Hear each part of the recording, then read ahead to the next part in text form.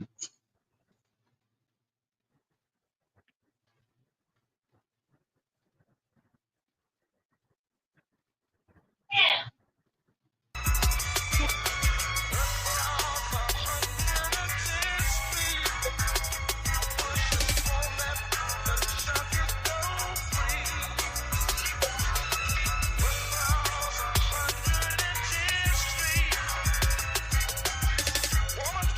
okay, all right, here we go, here we go, here we go, here we go, here we go. What's good, people? It's another one. Blood Talk. No, baby, you know we be coming through this motherfucker. If you already been here, you already know what's happening with us. You know what I'm saying? I am Silent Child 17. Lord. Son. P dot on the spot. Top tracks in the building. That's if you didn't know, you know what I'm saying? So I just had to let my dogs do their little thing right quick, let y'all know, introduce y'all to whoever. You need to know who talking about what. If they ain't make no sense, good.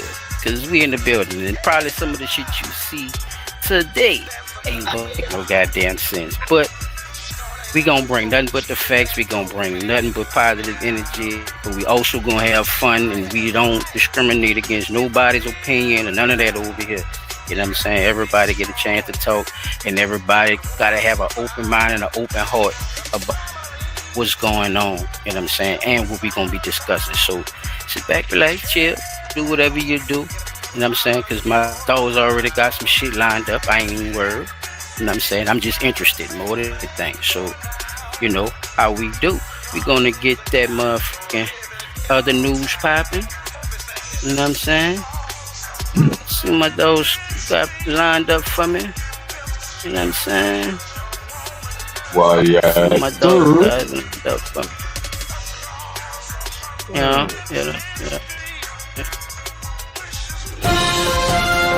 In other news,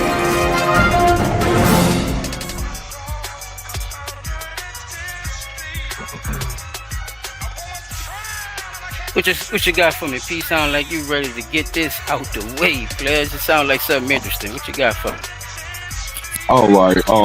So my end of the news is going to be about my topic, but I just want to know how many of our listeners and our Your followers. other news about your topic, you said? Yeah. Wait, hold on, right quick. You got that? Yeah. You missing the whole purpose of other news, P. Dot. Well, But go ahead on with your discussion for further notice. You know what I mean? That's the the whole purpose of yeah. other news. They got to be something other than Other than I know, You but I know, couldn't help myself this time. I just could not help myself this time. This I time, couldn't. you done did that. So listen, Just I just hold want to on. I know just want for further notice, P. how That's many, all that was.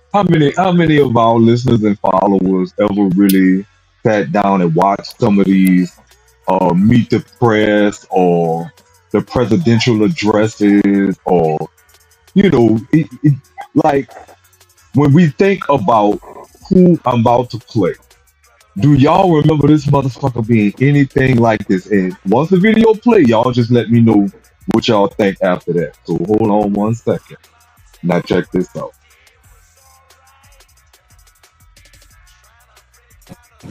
We cheer for Muslim athletes like Kareem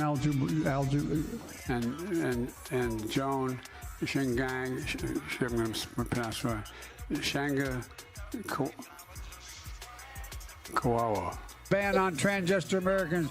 Mr. President, thank you. Thank you. Thank you very much. I appreciate It's great to have you. It's Thank great you. to have Thank you. you. Thank you.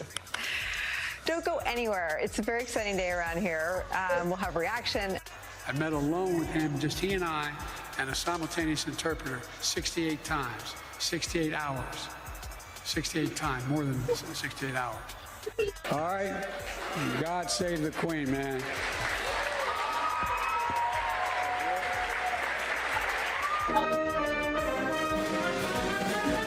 Thank you very much, Mr. President. We really appreciate it, and we love you. Thank you. I might add, if I didn't, I'd be sleeping alone. How many of y'all remember some of those very uh moments from the former president of the United States? 'Cause I do not remember that motherfucker being like that Yeah, as chap. vice There was some of the president. most hilarious moments in his candidacy, dog. Like, chap, no, we made fun of his ass A bunch of times. every time Probably he every time came he on there did. with that Yeah, bullshit. That was like a every time. collage of of Biden's greatest hits just now, yeah. Mm. That's what I was thinking. Somebody was gonna say it, but I couldn't think of a more fitting way to bring in. Like, I've been talking with people, and like I let them know what this week's podcast gonna be about, whether they join or not, whether they come in or not. I just let them know. So one of the guys at work, he was like, man, you into that stuff?" I was like, "Nah, dude, this is something to talk about for one of our topics that we're gonna be Damn, look discussing how they during the show." said it. That was weird. Even how you Yeah, say it. like a black man, not like a so-called black man or a brother with some sense would be interested in seeing what's going on with our government and what type of shit they up to, right? That So ain't what I heard though, P. That's not to go against what you saying. I heard something different when you said that shit. It's like the way he said it, like, government, "Hey, bro, you into that? like you into the government. What is that to be?" Like, what's wrong with that? Like, that's with anybody. You ain't concerned about what your government doing. According Like, to him, that don't have nothing to basic. do with us. I guess he's trying to call you a conspiracy theorist and shit without saying it. He was. He most But what you were saying definitely about the was. black man situation, though, what you were saying about the black man thing, not to get you off your subject. So he was talking as if what I was looking at was like, "Oh, you into that? Like you said, into that conspiracy theory stuff?" I said, "No, bro. This week on my show with my partners, we're gonna be talking about government cover-ups or whatever." So I said, "This is one of the clips I'm gonna use to introduce what I'm gonna be talking about." But I wound up forgetting to put my in other news. That's why I went with that. But I'm trying to get the brother to understand, like, yo, do you remember this man ever being like this before he became president? He was like, "Man, I really don't remember." I said, "He wasn't like this. This man used to get up and go jogging around the White House with Barack Obama just not 4 years prior to this shit." Well, I could say, yeah, 4 years prior, because Trump did 4 years and he got put out of office, and then, he got in office. But it just was weird that the brother didn't even realize what I was saying to him. Like, bro, you don't think something weird about that? Man, they say he got dementia. I said, who said that? Because I didn't hear nothing about him having dementia. I didn't hear nothing about him having Alzheimer's. I didn't hear nothing about that. They just said this man's just falling off his fucking rocker. Like, he's doing all kind of hinky-dinky shit. And nobody seems to understand. I say, bro, they got videos surfing talking about the real Joe Biden dead. He was like, "Man, you believe that?" I was like, "Bro, I don't know what to fucking believe no more dealing with our government. That man could have probably been dead after Barack Obama left office. We don't fucking know." But I just was like, you know what? I really don't think people really be paying attention to the little, like you say, them little signs and symbols that the government be dropping out there. Like, oh, some of that shit just be right in your face. It's just that if you not really paying attention, you listening to what they saying, you gonna miss everything. This man could not. Yeah, they knew something was wrong with that fucking dude. Chad, what you think, bro? Something was wrong. Man, you could. We been kind of hinting at it, just showing people certain little things, but now it's like, but they don't believe you it. don't even go to the hearing, Chop. This nigga don't even You want to know, go to the I hearing. think The people people don't saying, want well, to believe it because more people want to basically just lean on the Democratic Party because they hate the Republicans so much. So they're not gonna say nothing good about. They're not gonna say nothing bad about them because they know basically to them that's the only option they really have. Okay, that makes sense. But when you That's all confronted you with the have for truth, your other news? Oh, my yeah. bad, people. So I just wanted to know. So Chop, just say, and I'm asking you this because I know you gonna think about it logically. When confronted with the truth, what do you do then?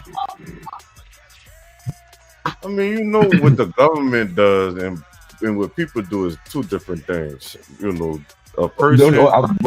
I'm about to explain it. A person has to sit there, or some people don't do this, but a normal person sits there and and factor in whether it was wrong, and they accept that accountability or whatever, and they move on. But the government is going to kill you because they don't want to admit it, so they gonna unalive you if you know, to keep it quiet or whatever. Like they started doing that shit first, like that I know of. If you think about it, think about the history of when people was getting. You can't even say it started with The motherfucking Mr. Miyagi's of that shit. with the street right, shit. John. Like it wasn't no street shit. It was they started doing that shit first, and like people just did the same thing they was doing or played the same games they was playing. You know how it is. Like, you know, most people, if you know it, you know, niggas What they adjust to call the it, game. dog eat dog. Yeah, whatever the game is, that's what we gonna adjust to. You know, today we, you know what, we doing this. Shit, We sad. playing Uno with the fuck. I mean, spades with the jokers. What's up? Like, you know, it is what it is. Like niggas, Yeah. we gonna You play adjust. with people life though. That's the only fucked up part. You know what I'm saying? Right. Like he's saying though, it's real. That's the fucked up part. They playing with people like that shit. It'd be cool if it's just some spades and for some money, like Chop saying, you know. But once it come down to that life shit, bro, that's a whole nother, Y'all you playing know, with spiritual people, man. aspect you The looking shit at. y'all saying, people, you know, y'all rather keep his bitch ass in there knowing he gonna lie to a nigga and shit than rather have somebody in there that's gonna tell you the truth. I mean, it is what it is, but we live in a soft up Yeah, world. all of them innit? sign off on right. Because all of them World sign soft. off on some shit to make a nigga say, all right, yeah, you did something, especially when we like you. You know, so it's weird, bro. Mhm. All right, All right, that's Chop, all I had. what I'm you got glad. for I'm me, glad player? y'all was able to. Okay, hold on. Let me No, all get right. this. No, I'm not. I was talking to P-Dot because I thought Oh, he know. Oh no, I was just telling y'all thank you, man. I was glad y'all. I was glad for y'all insight, man. Okay, I got a few.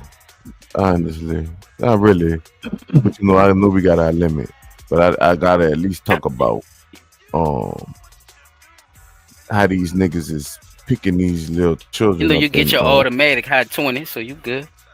wait, hold on. Yeah, so we're gonna go there first to get away from the conspiracies. This shit pissing me off because I'm starting to see more and more videos of this shit, and it's disturbing that it's happening or whatever. I don't know who the fuck leaves their child that unattended, or is this somebody that knows the boy or what?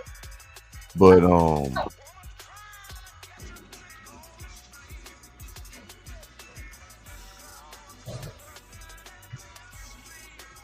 y'all Did see what he- he just did what- to the boy? Did he just flip that little boy and slam him? I'm talking about picked him up and big old slammed him. He ain't running away either. Scoop. The nigga scooted to wipe the blood up.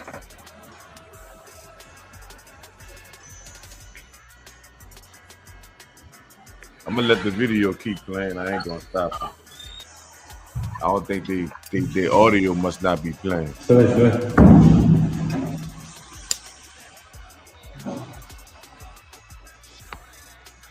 Bro, that boy should have been dead instantly. But the boy, huh? No, his ass. Somebody should have killed him on the spot.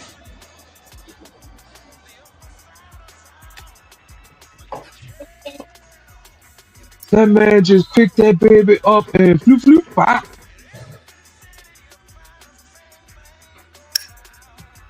Man, what the fuck? Bro, why? Wait, no.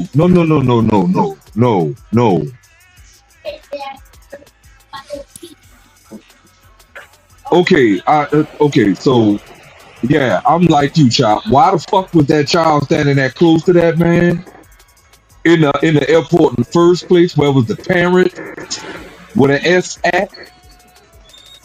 Because my child wouldn't have been standing no close to no stranger, and this nigga was looking weird from the start. At the airport. Standing there looking at the fucking camera, bro. It's The overseas nigga was somewhere. standing there looking straight into the fucking camera.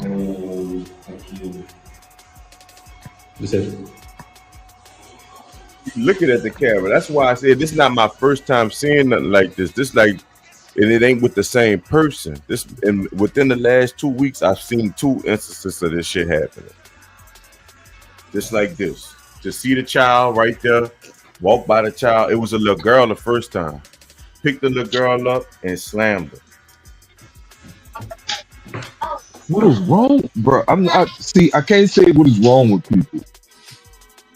When your heart is that full of hatred and They evil, live, nigga. motive, like Them, you you, hear me?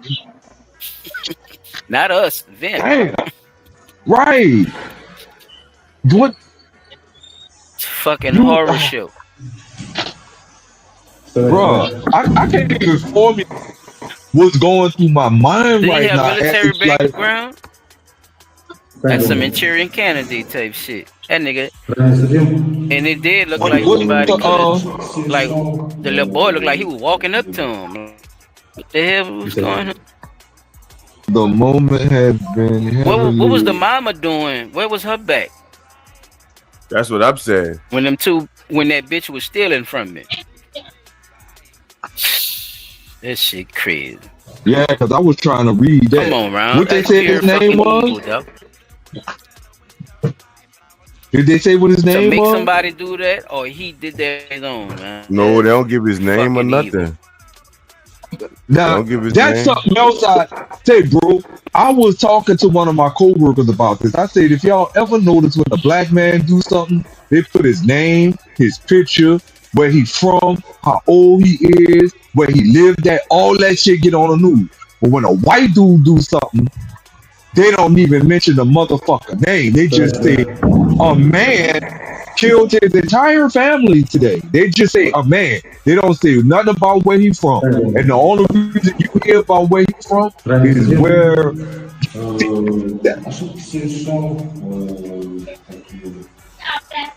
that's fucking crazy, bro.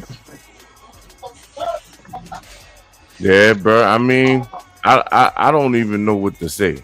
I'm just trying to figure Brown, out and why. guess Chop, I'm glad you said that, because guess what? I feel like that in reverse about his ass. I don't give a fuck what he gotta say. I ain't even trying to ask you nothing. Go get to the I P. don't Dot torture wanna- I don't chamber, wanna hear Brown. none of That's that straight shit. to the Bring P. to Dot the torture P-Dot chamber, nigga. torture chamber. Y'all already know where I'm He's the about to first go. side. I ain't even. You see what I'm saying? Usually, you know how it be. Damn, P, you want to take player? He gotta go straight there, dog. Fuck that. Tie a rope to that nigga leg. What they call them thing that they used to use? A catapult? And look, all I'm Tie, gonna tell you tie a is green rope light. to I don't give a fuck what you think. Green light, nigga. If you need anything, let me know under about 10,000. Oh, listen. Just build me a Anything catapult. props you need. Build me a catapult. That way there, I could tie a rope to this nigga leg and let that catapult sling his ass around in the air, slam him to the fucking ground like you did that big. You think people like that need an exorcism? You think that'll help them? Nope. That is the exorcism. X your ass right out of this system. Get the fuck off my planet, bitch. You don't belong here. Yeah, that's savagery right there. Straight This is my savagery. second one, fellas. Go ahead, nigga. That was a good one right there. It's crazy work. That shit there, dog. That's crazy. About as crazy as the Dallas Mavericks having a less than 2% chance of getting #1 pick and getting it. In a situation like this, It's just crazy that it keeps happening this way. Just like when the Chicago Bulls had a less than 2% chance to get the number 1 pick, then they got Derrick Rose, the hometown hero. I can't believe you're sitting here saying that the Mavericks got Cooper Flag dropped in their lap because they were so incompetent to trade you Luka for nothing. I mean, it is crazy that trade happened on the 17th anniversary of the Pau Gasol trade, too. Yeah, That's just a crazy coincidence. Isn't it also weird that Tyrese Halliburton, Jason Tatum, and Damian Lillard in the Eastern Conference all had the same injury, all wore the number 0, and all had on pink shoes? I'm not saying anything. It's just a crazy coincidence. Wow. We're probably going to get somebody new in the Eastern Conference to get to the Eastern Conference Finals because these top teams are losing their stars. And that happened because signs and symbols. Association. Oh, no, I'm not signs saying, and symbols. I'm saying it's a crazy they coincidence. love them, yo. Concept of like, where does this happen? Bro, where they get together? Facts. They get together. Is it on a Zoom? I don't think there's a meeting. I just think everything's a crazy coincidence. Like when the NBA gave up the New Orleans franchise and they got a new owner, then they just got number 1 pick. Or then when Anthony Davis wanted to go to LA and then they got number 1 pick for Zion. Or then when Minnesota got rid of Kevin Love and then they got number 1 pick. Or as many times as the Cleveland Cavaliers got number 1 pick after losing LeBron. It's just crazy. It's a crazy coincidence. My goodness. All these first-time NBA champion franchises, these DEI titles. Yeah, that's right. It's crazy. Wow. It's crazy. DEI title? Yeah, bro. Everybody gets a title now. Wow. Not my NBA. Yeah. What y'all think, brothers? I'm just here to spark the mind. What y'all think?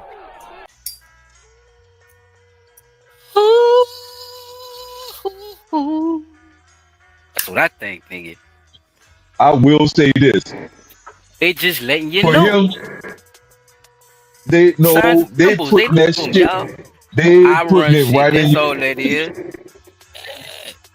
Why They all the just want you to why are low tops the top shoe when you know playing basketball that is one of the most important things is your motherfucking ankles. Remember, y'all, in the 80s and the 90s, high tops, baby. Even the first shoe, the motherfucking Converse Chuck motherfucking Taylor. That bitch was just fabric, chop. That bitch was supporting the ankle. Ask yourself why when you go in the store, What the fuck? basketball You can tape up a chuck. in runners, or you see what I'm saying? You can't make a low top shoe a basketball shoe just for the style. Like, what coincidence, huh, chop? They play too much, bruh, and they went with money. Besides these dudes' help, and they just don't want to admit it. we tearing way more ACLs now than ever. Ooh, than ever, nigga. And all this shit. And these niggas don't even want to play the same games. They got what you call that shit? When you get a day off, they call it something, player rest or some shit. You know what I'm talking about? LeBron did it, Kawhi Leonard did it. They give him a day off and all that shit. You can't play 82 games at that caliber like that, doing all that jumping and high flying that they want you to do on them limbs every day. No, you can't do it. Somebody got to bring the high top back in style, child. The only nigga I seen with the real high top is like Steph Curry. And guess what? I seen some of the LeBron shit, or you wear some Jordans. You wear some old school Jordans. Kobe shit with low top too, and they tore my dog up with them fucking shoes too. If you ain't gonna wear no ankle braces with them bitches, chop, you know what I'm saying? Go sit on the bench. Sit on the bench. They getting hurt, Pete. We talking about star players, Pete. We talking about niggas that can't go sit on no fucking bench, yo.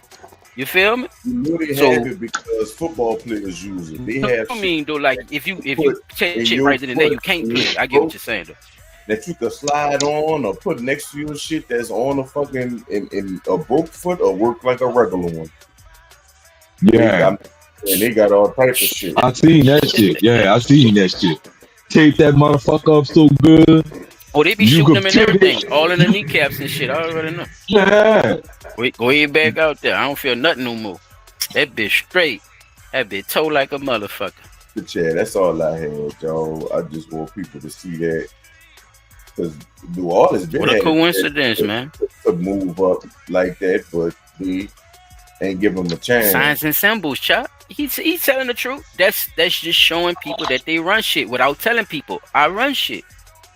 You feel me? I run the fuck out this shit. This is our. I always NBA. wondered that shit. This is our shit. Like, no matter what y'all say, and I'm talking about the partners of the NBA. This is how they rock, Jack. They get together and they converse. They have conglomerate. You know what I'm saying? Like the mob, like the mafia, like you were saying. You know, we don't get this from nowhere. Being a hood nigga, being from poverty and being from the hoods, the ghetto, you know, we gonna get into that later. But yeah, it's all like you said, bro. Shit. They ain't fooling no fucking about it. And then when they do shit like that, the same shoe, the same letter, and all that shit, Chop, they just talking to each other when they do shit like that. That's signs and symbols. Uh-huh. I did what I had to do. Boom. You did what you had to do. I Boom. did my part. There it is. They talking, they converse with each other. That's why I like to dig into the Freemason thing with y'all too, because they kind of lead you into what's going with not Freemason, but these Zionists and these other occultic groups like this, bro. And they be into all different kind of shit, y'all. We gonna get into it though, fellas. I ain't go too deep into that shit, but we gonna definitely have some shit coming up on the air. Cause it all go together, y'all. I'm telling you, this big ass puzzle piece is something serious. So I got a couple of things for y'all too. Oh, go ahead. No, if you got one, yeah, go ahead. About Neil Armstrong. He was running from the dude with the Bible in his hand. He didn't want to put his hand. Neil Armstrong. Somebody. The runner, the race. No, man, the nigga. I guess the nigga that was supposed to go on the moon. Man. The old, all right. Y'all see him? Yeah, you talking about the old man? Yeah. Play it. Yeah, see, I've been following. I ran across this flat Earth. What's it called? And they be talking about some shit on here, but I was gonna use one of them as a conspiracy too. But BBC Digital wanted to give you the opportunity to swear on the Bible that you walked on the moon. Will you put your left hand on the Bible and swear to God that you walked on the moon? I'm sorry. Yes. If you really walked on the moon, why would you not do that? So why don't you just put the into the record in the argument and put your hand on the Bible, swear to God you walked on the moon. He believe in it. Several knowing you, that's probably a fake Bible. Really? Well, no, it's a real Bible. You have the opportunity to have $5,000. The meeting is not open. Well, you have $5,000 cash. You can give it to charity if you swear on the Bible that you walked on the moon. Please I have a tape. It'd be fine. Why don't you swear? With them why ends. not? Why won't you do it? So why don't you put your hand on the Bible and swear to God that you walked on the moon? Mr. Seibel has made a fool of himself in front of the world. Mr. Seibel, you do not deserve answers.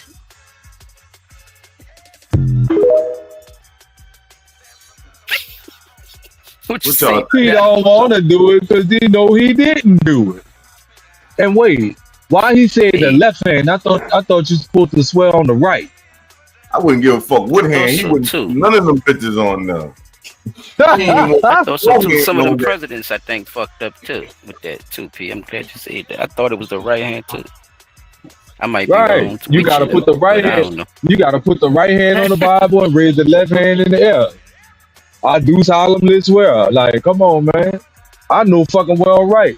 Hell, y'all know we talked about it on the show, and I found the video where that motherfucker actually admitted shit and don't be saying nothing. Yeah, man. That you know the fucking well right. You didn't walk on the fucking moon. We didn't go there. That was his exact fucking words. Shit. When he was talking to the little girl. Remember that's a very adult question. Oh, so the girl hit you with some. So what did you do when you got to the moon? Fuck, you know you ain't going to rock and everything. That shit was fake, man. Somebody came back with moon rock. They caught Antoine Massage, but they ain't catch Groves, but the name was still alive out there, bro. So fuck, I'm still alive. Yeah, I thought one of y'all was gonna bring that up. That's why I didn't bring it up.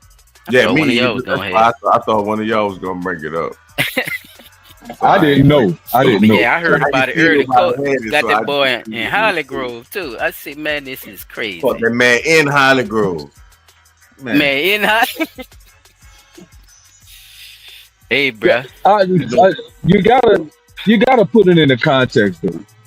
You doing all this out here in the street and you ain't got no money to back yourself up if you do break out. So you doing stuck where the fuck you like taking pictures with Houston shit on like you in Houston. You know what I'm saying? Like all that Houston shit. No, you ain't no nigga from New Orleans got that much Houston clothes on, bro. ever.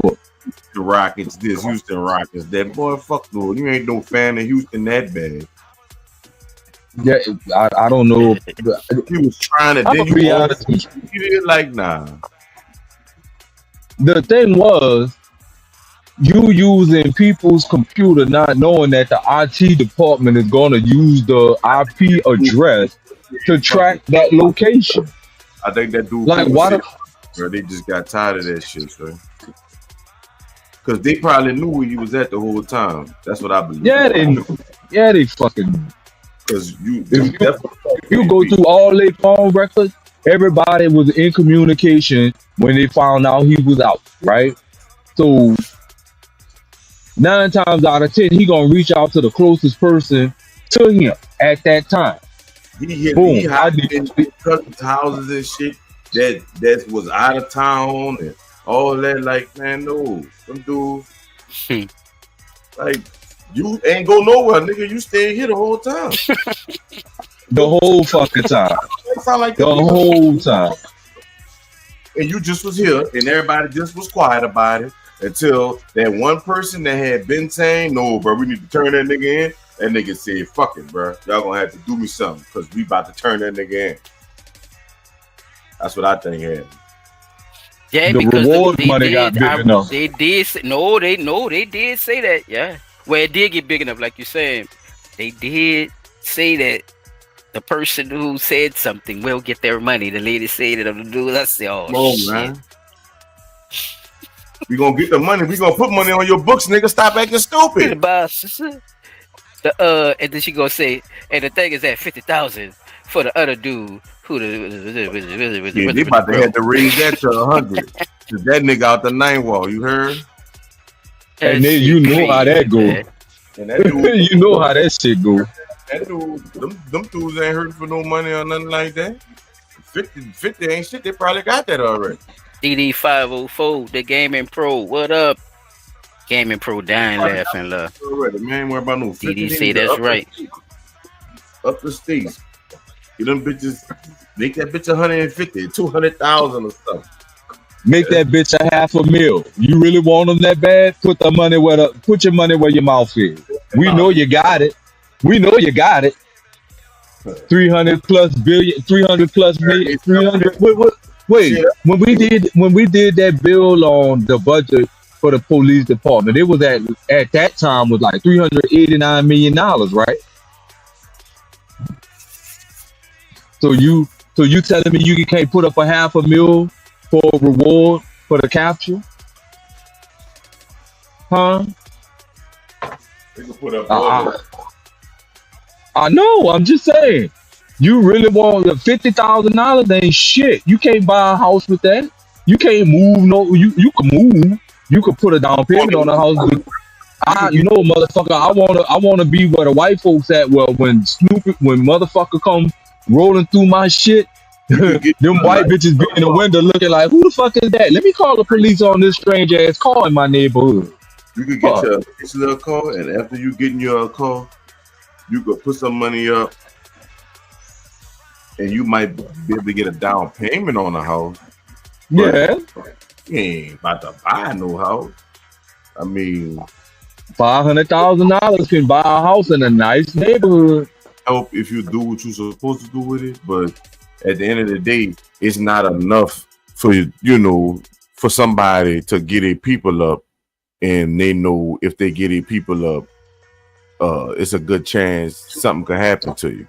You know what I'm saying? Right. People always talk about people that kill because of drugs and this, that, and the third, but people will kill you behind their family or unalive you. I keep saying, I'm sorry, y'all.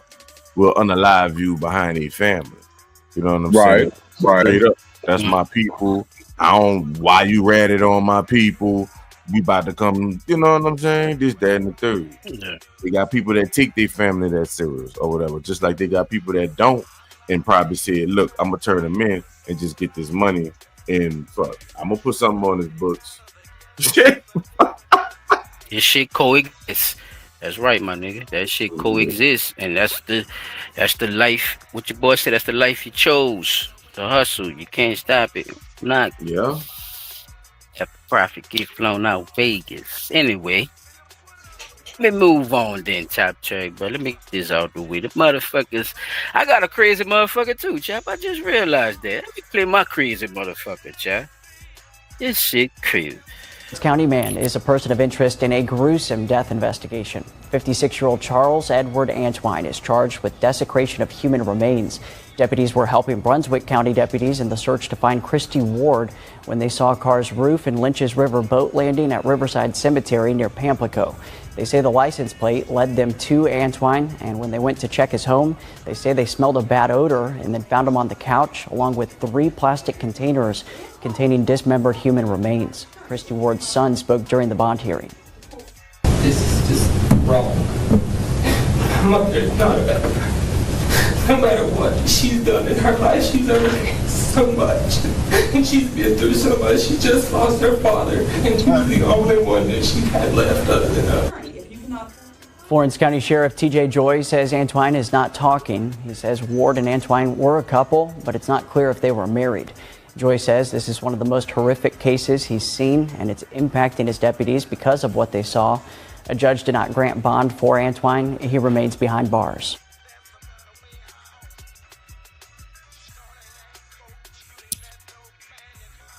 Don't all speak at once. I hate crazy people, though. Why you felt like you had to do that is the question.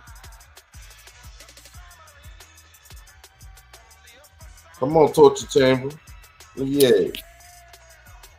That boy had the bodies around top in jaws and shit. Oh, go ahead, Pete. I ain't know where you was at. He was charged with desecration of human remains.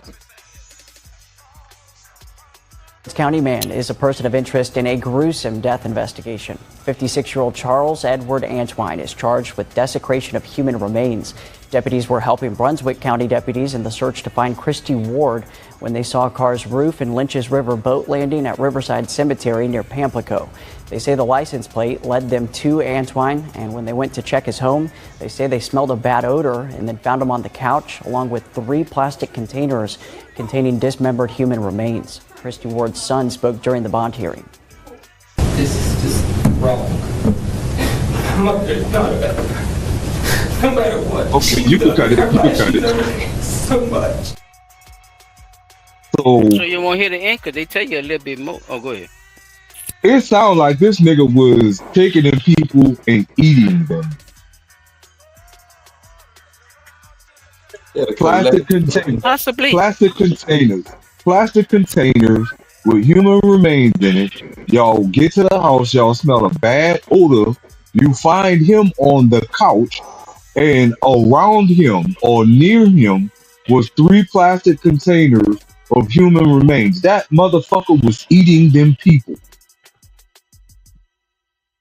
So he was like they was telling you, there was his old lady missing and stuff too. I mean, you heard all that part? His what missing? That's what I tell you. You should have let it play. No. Just say it. Just say it. It's they got his people. They got people out there missing and shit. They don't know if they was married or not. It's a whole thing going with it. Like the dude who was crying and all that. Yeah, he's involved as well. Yeah. Holy shit.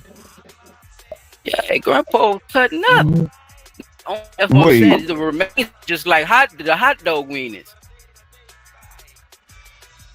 Or hamburgers and shit. You know, like if you're gonna say he a cannibal, where they get at too though? Damn.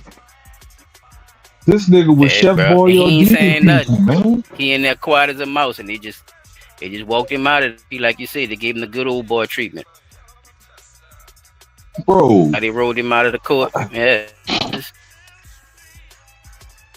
Hey, bro. I just Damn. you're just as good as mine, P. I told you I had a crazy, bro. I don't know. Bruh. I don't know. These, bruh. So Pure everything. evil. So everything that they keep saying about us being uncivilized and savages and so on and so forth, People used to live in the mountains. and that's look like the area about where he's at in the fucking mountains. Stowed away where In the you what? got to come down some Under the fucking ground. roads, This shit crazy. bruh. It's from the Hey, mountains. bro, that's why I be telling people I can't go live in the fucking woods. On that I'm not going. eating I'm all not that. going in the woods. I'm not fucking with nothing in the woods. You know, I don't even want to go hiking because them type of people there, yeah, they'll find your ass. What that movie was, The Hills Have Eyes. Find your ass on some fucking hooks, dismembered like a motherfucker. What they call that shit? Sun dry. They're gonna sun dry your skin and use that shit for food. Fuck that shit. I ain't going out there. Hills have eyes, you hear me? So Y'all know they got that mail thing coming up too, huh? Oh, you want to say something else on that, Pete? no, I was thinking about so if they saying that family members from his family is missing, what are the chances that other people from that area that came up missing from him? Because remember, in a lot of these areas, they got people popping up missing in the same area, and it's all around the same time. Like it's never different times. It's like, oh, I'm gonna go get this person at 12 o'clock. I'm gonna get this person at 3. No, it's like one person that pop up missing every so often on the same day around the same time. So that's the serial killer, but he just have a specific time pattern that he goes out to hunt, right? So what if he's one of these motherfuckers that's up there, you know? Some of them he ain't even Whack. killing them. I guess he doing both. I guess I don't know what you call him. A buy cereal? I don't know. Pete. A by killer. Oh wow. What the hell? Hey, bro. We Damn. go. Trust me, it's gonna be more, bro. Let me get him out the way, bro. Cause that man, there, boy. They got some people out here, bro. They're just about pure evil. But yeah, I was just asking y'all about the mayor race. You know, all that's coming up, huh, fellas? Yeah. With the mayor, and they had a big thing. Mayor, Just city happened, council. you know. See, they had a big show out too, P. You know what I'm saying? Let me show y'all this little clip right quick, and y'all just tell me what y'all think by hearing what y'all hear. Head to the polls to choose a new mayor. Tonight, some hoping to take the reins spoke at a packed forum. Amelia Strahan was there as many others were turned away from the event. There wasn't an empty seat or even room to stand at the first debate ahead of New Orleans' mayoral election. The frontrunners, Arthur Hunter, Helena Moreno, and Oliver Thomas, took the stage Thursday night, opening with their campaign promises. The city council vice president vowing Super Bowl service for good. It seems like the city of New Orleans only gets its act together when there is a Super Bowl coming to town. But when I'm mayor, that's going to be the standard. The council member and New Orleans East native says he'll prioritize creating a seat for everyone at the table. We have to start investing in communities that feel like they've been left out and counting in people that know they've been counted out. And the former NOPD officer and judge is calling for change through the creation of more jobs and better training. Talk is one thing, walking the walk is another. Moderators addressed hot topic issues like failing infrastructure, affordable housing needs, homelessness, and youth justice. And for 2 hours, each candidate presented their own solutions to various problems plaguing the city. We also have to think outside the box. We should better utilize these city-owned properties to transform those into affordable housing. The other piece, too, is I have to mention this.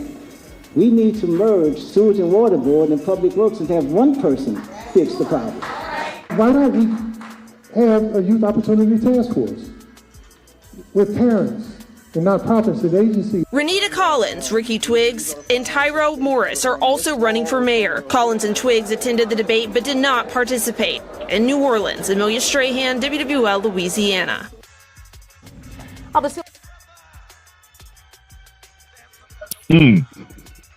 Who strong, fellas? By what y'all heard, who looks strong? That's the first question. By what y'all I'm heard. going with Thomas, man. Look like Tom. Now I see what Helena talking about.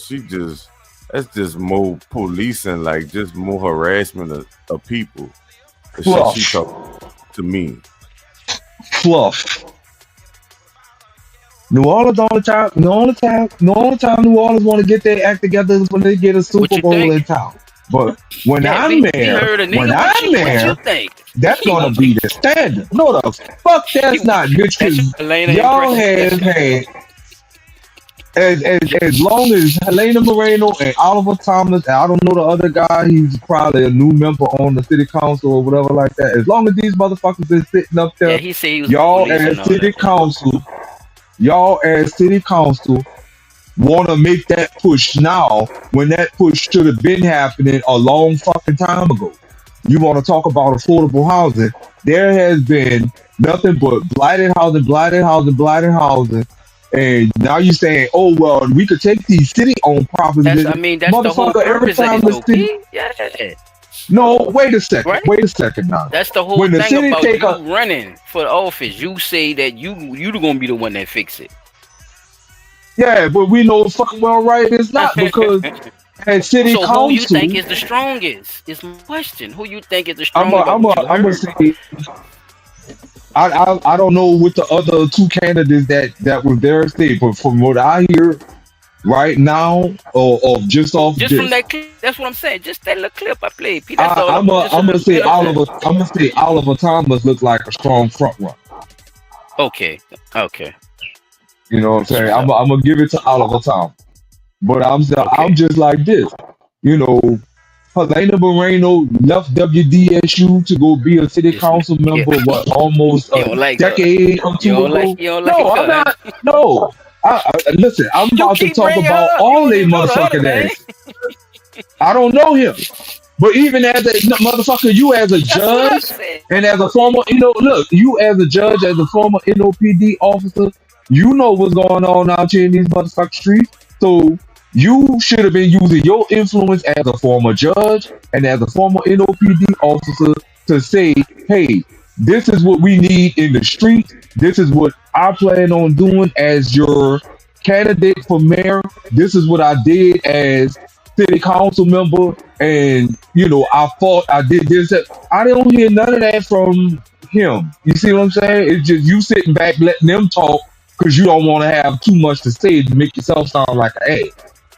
You see what I'm saying? But at the end of the day, all of you up there have had a position. Yeah, they really didn't show the whole thing. All of them up there has had their fair share to be able to really say, not just over these last couple of years leading up to this mayoral campaign, but y'all have been sitting on city council as president, vice president, and all that bullshit for way too fucking long for nothing to get accomplished. And now you want us to put you in office as a mayor when half the time as city council members, y'all couldn't agree on what the city needed, which was big reform in housing, available housing, affordable housing, fucking juvenile justice, crime itself. You see what I'm saying? Like, come on, man. This shit just when I'm sorry I was talking over you, Chop, but it's a lot of fucking fluff. You wasn't doing it at city council. And don't tell me y'all didn't have the power as city council to veto some of the shit the fucking mayor was doing, because you absolutely did. You just chose not to do it. But then when she went left with the bullshit, that's when all y'all want to raise y'all hand and say, all right, you going too far. I'm just saying, bro, like, shit. Hey, bro, you already. I gotta keep rolling, P. Hey, bro, you know you get to say any fucking thing you want, bro. Don't even trip. You know what I'm saying? It is what it is, bro. I got one more, fella. Y'all check this shit out. Legislatively is now being attempted legally, with lawsuits accusing CVS of illegal business practices. But CVS is hitting back. Mike McDaniel explains what's causing the rift and what it can mean for your prescriptions. The battle between Louisiana and CVS is headed to court. The state filed 3 lawsuits against CVS this week. 2 claim the company inflated prices and drove small pharmacies out of business. There are other ones that are out there that have done these exact same practices. That CVS is not alone. The state accuses CVS of breaking the law by owning pharmacies and a pharmacy benefit manager known as a PBM. Those are companies that manage prescription drug benefits for health insurance plans. They're not interested in saving you money. They're interested in increasing profits by monopolizing the market. Governor Jeff Landry says monopolizing the market is cutting off local pharmacies from business. We need to prohibit PBMs from owning and operating pharmacies. This is an abusive model. In a statement to WWL Louisiana Wednesday, CVS called the claims baseless and inaccurate, saying, quote, "We believe in our company's integrated model, the value it brings our clients, members, patients, and customers, and the positive impact it has on our patients' health. Caught in the middle are folks who just need prescriptions. According to CVS, if the state gets its way, nearly 1 million patients would have to find new pharmacies because more than 100 CVS pharmacies would close. Governor Jeff Landry doesn't think it would be a problem. I feel very confident that the market can handle the closure of CVS if that's what they determine to do. These lawsuits come after the legislature failed to pass a bill that would have essentially done the same thing the lawsuits are trying to accomplish. A text message sent out by CVS to its customers asking them to oppose that bill is the center of the 3rd lawsuit. Landry says the company used customer data to push a political message. What you were exposed to was the full display of power that CVS thinks it can use over its customers. Customers who both the state and CVS say they are trying to protect, but may feel more like a pawn in a legal battle. Mike McDaniel, WWL, Louisiana. If the lawsuits don't... CVS. On y'all neck, boy. Say y'all doing too much, man. Y'all can't run the whole drug game. You hear me, tell? They trying. They done did some Nino Brown shit. They got the order. Ain't nothing running but through me, nigga. I'm gonna say that if they got only 100 locations, because now it's affecting more other races than other races that they didn't worry about when motherfuckers was telling them y'all stop taking all the pharmacies and shit out our neighborhoods and shit. But now you're feeling the effect because now you see that these greedy corporate motherfuckers don't give a fuck what it look like, long as it's green. Yep. Not to add on to that. I say epidemic. If they saying CVS across the state only got like maybe a couple of hundred, let's just say a couple of hundred locations, right? If CVS closes its door, we got Walgreens and the local mom and pop pharmacies, and we got Walmart.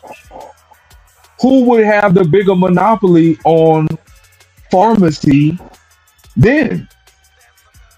Walmart. If you saying that CVS got a monopoly because they're using PBM, which I think would be a private business manager, right? If that's what PBM stand for, I'm not sure. I've never heard that before, but if that's what they say they got, they got it. But you got more Walmart across the state than you do CVS. You got more Walmarts across the state than you do Walgreens. You got more Walmarts across the state than you have more local mom and pop pharmacies. So if you challenge CVS according to their private business model or their practice business model where they have their own insurance and if they close their doors, then all of the business automatically is going to go to Walmart because there's a Walmart in just about every corner of every city. They strategically map out where there's a space big enough to put a Supercenter Walmart. You got one in Gentilly, you got one in Chalmette, you got one uptown on Chopper Tools. That's 3 right there. Then you got Kenner, you got one on Vets. Like, come on now. Where's all of the... and you don't see that many CVS locations in the city of New Orleans. So if you do close CVS and CVS lose this fight in court and CVS has to close because of this so-called violation, then all of the business is going to get pushed to Walmart, which Walmart has already closed down a lot of your local mom and pop stores, as well as stores that were on a come up, like Swagman, Del Shamps, shit like that. Have to go to CVS? Huh? Why would they go to Walmart? They wouldn't be able to go to Walgreens? But that's what I'm saying. If you just say people feel more like, I don't know what the difference between a pharmacies is. A pharmacy is a fucking pharmacy. Location is what matters. So if you see CVS in certain neighborhoods where it's predominantly gentrified or predominantly white, they're not going to hardly go to like a Walgreens because that would be like going to... CVS is the target of pharmacy, right? Whereas Walgreens would be like going to the Roberts or, the little small community stores. But CVS is like a Target. You ever So you went saying in they gonna have no? CVS and If they don't saw have no something? more CVS, they're not gonna have. You saying if they don't have no more CVS, then it's gonna make it harder for people to get their medicine? Yes, it's going to make it harder for people to get there. It's going to cause I disagree with a that. If you listen to the whole I'm not saying concept I'm of what not they were saying talking about. they're talking about the actual prices. But if that's the So it's case, like Chop said, it's like you can't go to Walgreens, You still- and then it will also you can go to Wal- open up other stores for the mom and pop situation where the location matters. Because they can now open up them a pharmacy if that's what there is. These little local doctors could now have their own business now again, like we had in the 40s, in the what I'm saying? I mean, 70s. it does open up that avenue as well for these local people to have these local businesses again too. If CVS is the only thing you could go to, then what if they decide to just shut down in your area? Then what?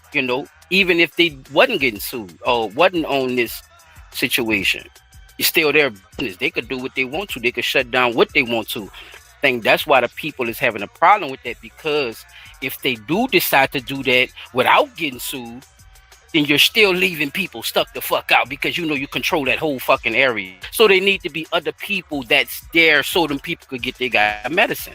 That's what they saying. CVS obviously is already owning certain areas in certain regions. This is why the lawsuit is even going on, P. So that's why I said I disagree with what you said with that. Because I think the monopoly thing, you have to take it serious, especially when these companies is rolling. But you mentioned Walmart a lot about that. Walmart is the same demon. It's not no difference. You see what I'm saying? What if there's no CVS or no Walmart in them people area? You feel me? So it's not that. I think they're trying to bring back those, like you say, mom and pop pharmacies, mom and pop stores, that type of situation, because it's hurting their community as it been hurting ours for as long as motherfucking Methuselah. The spells on, I guess. Just say.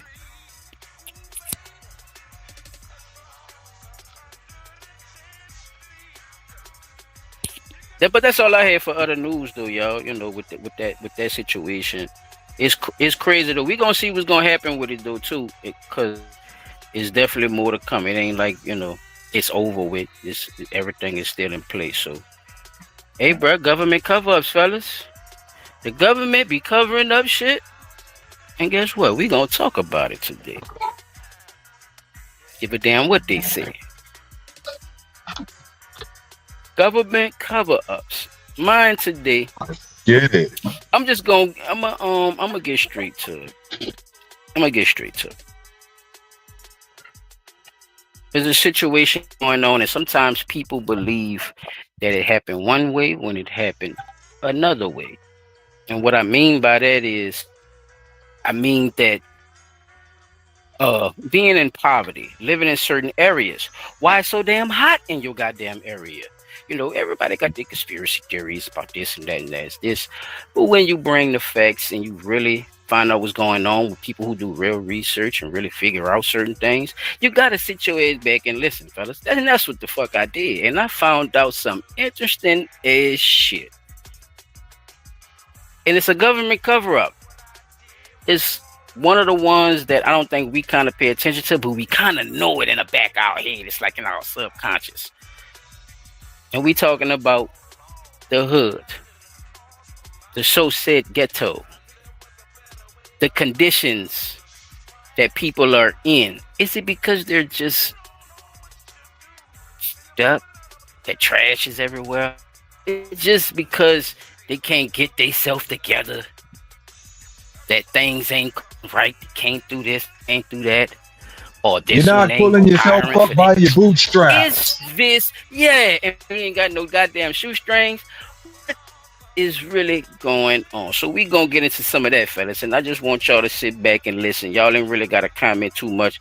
I'm gonna keep it going, but if you really, really won't, say something or whatever, you really have a, a interesting point, or you want me to stop that motherfucker, just holler at me with that. But I'm gonna try to keep it rolling through, y'all. So let's go. The urban environment is a feat of human decision-making. From where to develop street grids lined with large glass office buildings, to which green spaces to preserve for outdoor recreation. How humans make these choices, and the natural environment's response, can create extremely different ecosystems in neighborhoods just a few blocks away from each other. Researchers delved into dozens of studies to understand what drives these variations. One well-documented phenomenon in cities is the relationship between wealth and biodiversity. More affluent areas generally have greater canopy cover, with larger, mature trees, as well as a higher diversity of birds. This is known as the luxury effect. Low-income areas typically have more man-made surfaces, including major heat absorbers like asphalt and concrete, compared to higher-income areas. The lack of shade from trees and vegetation, combined with more asphalt and concrete, makes it hotter in these neighborhoods, a phenomenon known as an urban heat island. These communities are also more likely to be near sources of air pollutants, like expansive interstates pumping car exhaust. Although wealth can sometimes predict the outcomes of an urban ecosystem, there isn't always a clear relationship. In some cases, the racial makeup of a neighborhood is better than income when forecasting canopy cover. Researchers explored studies that highlighted how systemic racism shaped our built environment. One glaring example in the United States is residential segregation. From 1933 to 1968, the federal government limited access to homeownership among Black Americans through a practice known as redlining. Neighborhoods were graded based on the riskiness of providing a mortgage in the area. The grades ranged from A, the most desirable areas full of wealthy businessmen, to D, neighborhoods considered high-risk investments due to a combination of factors, from their environmental quality and distance from large industrial factories, to the main determinant, the presence of foreign-born and Black people. The inability for black people to buy homes in these neighborhoods meant many types of capital investments left. Landlords abandoned their properties, and public services such as transportation and park maintenance weren't prioritized. Today, many U.S. cities still exhibit long-lasting environmental impacts from this discrimination. Neighborhoods which had a D grade in the 60s have about half the canopy cover of historically white communities. Some studies evaluate how the current environment relates to historically redlined neighborhoods, but researchers did not find any research that traces how ecosystems changed over time because of this segregation. They proposed that because habitable regions are more spread out in these areas, animal populations struggle to breed since they are cut off from each other. The reduced breeding options for animals could have decreased gene diversity, an important way for animals to adapt to changing environments. And decreased gene flow of native species could promote the abundance of pest species, like mosquitoes and brown rats, which carry diseases that can infect humans. The combination of all these outcomes, from urban heat islands to increased pests, make low-income marginalized communities far more vulnerable to risks like climate change. Scientists say such evidence shows that conservation and social justice cross paths, especially along neighborhood streets. Science. This ain't no motherfucking conspiracy theory. Science, fellas. You hear me? You hear what the fuck I'm telling you, atheist motherfuckers? Your science is saying from the street to the motherfucking grass to the goddamn trees, nigga. It's fucked up in them areas. And it's on purpose because they paved it down there. The fuck? It's government money. That's taxpayer dollars. I know we poor, but we go to work. What the fuck is going on? So I'm paying for my desk? You heard the heat shit? The heat pack? What they call that motherfucker? A heat slab? The urban Them heat motherfuckers dirty. island. That's some dirt. Bro, we talking about radiation and all kind of shit. These motherfuckers, it's the streets and everything that they done paved down, Pete. What the fuck? If y'all want to say something right quick on that one, y'all could go ahead, bro, because I got some more for y'all with this one. This shit crazy. And it's not like it's not true, because my childhood, certain neighborhoods I lived in, we had Son, they just broke it down for you. right? You ain't gotta We believe the had people. You feel it trees. yourself. They telling you why. And I've been telling everybody, if nobody ain't been paying attention, the more fucking trees they cut down to build houses in these small communities, the hotter it's been fucking getting. And nobody's That's paying why it was attention. burning up I'm in like, New York. bruh, New York way up there. That's why it's burning up there. Ain't nothing up there but buildings and shit. That what the lady talking about. shit that don't do Ain't no nothing but vegetation, hold ain't nothing. Ain't no heat bees or nothing. Just mosquitoes, rats. Like that. and Come rats. on, man. Mosquitoes, Trying to rats, and that fucking shit roaches. real. They ain't got no fucking predators that can survive in a hot environment like that to run them bitches off. Like, damn. It's crazy, bro. It's real fucking crazy. But the minute It's fucked you up to me. decide, It's fucked up, though. How you do and people I'm like that starting when to you notice something. know that you have this funding to take care of it, to make sure that of that. That's what I'm saying, Pete. They're stealing, though. They blame this stealing and putting And they effort putting all into other neighborhoods killing you, other than nigga. the neighborhood that need more protection. But they Because telling if you you look that they at don't it, give. Go ahead. they don't. Yeah, and I know what you're about to say. They don't give two shits fucks. They don't. But at the end of the day, And they telling you they have if the money. They telling you they got money too. It's like yeah, they're of course, saying like we don't have. we We're not got the doing it money just to end all because that we shit. got to give them the money. We're spending the money in y'all neighborhoods to fuck y'all up. That's what I'm saying, Yep. P. These motherfuckers. Without And whatever without else on top of shrubbery, it, without get trees, that. you have nothing to absorb the water. You know, You putting think highways about clean through cities, bruh. Remember, this was Babanka at one time, bruh.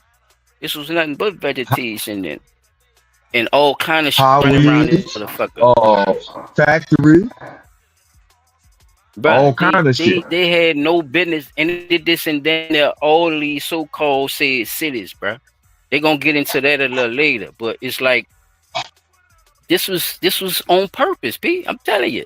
Of course it was. I It didn't is know how every much of on purpose it was, though, when I understood it when they broke it down from a science perspective. Because right. people have their theories and people could be Pan-African and put them on all that shit, like the white man doing this and all that shit. But when you have scientifical fact, I don't want to hear none of that cash money shit, baby. It's right there in your face, and that's what I stand on, P, bruh.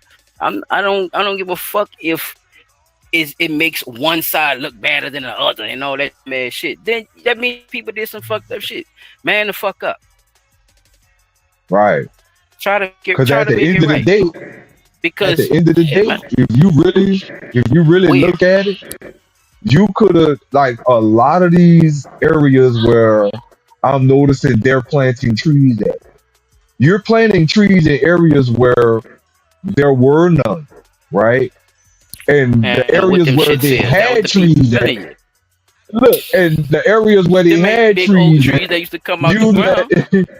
You destroyed them bitches. Cause I'm sorry, if you remember,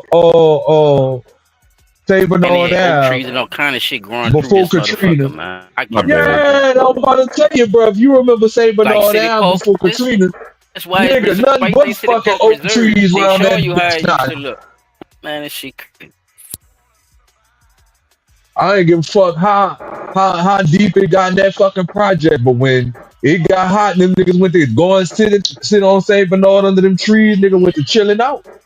I remember at Even one worse, point. Pete, think about what you just said. You said from the project, nigga. You know that's the Yeah. whole. That was the whole purpose with the heat shit and all that. They built the projects and shit in the neighborhood. Them people had houses and shit right there, dog, before they built that bullshit. Yeah.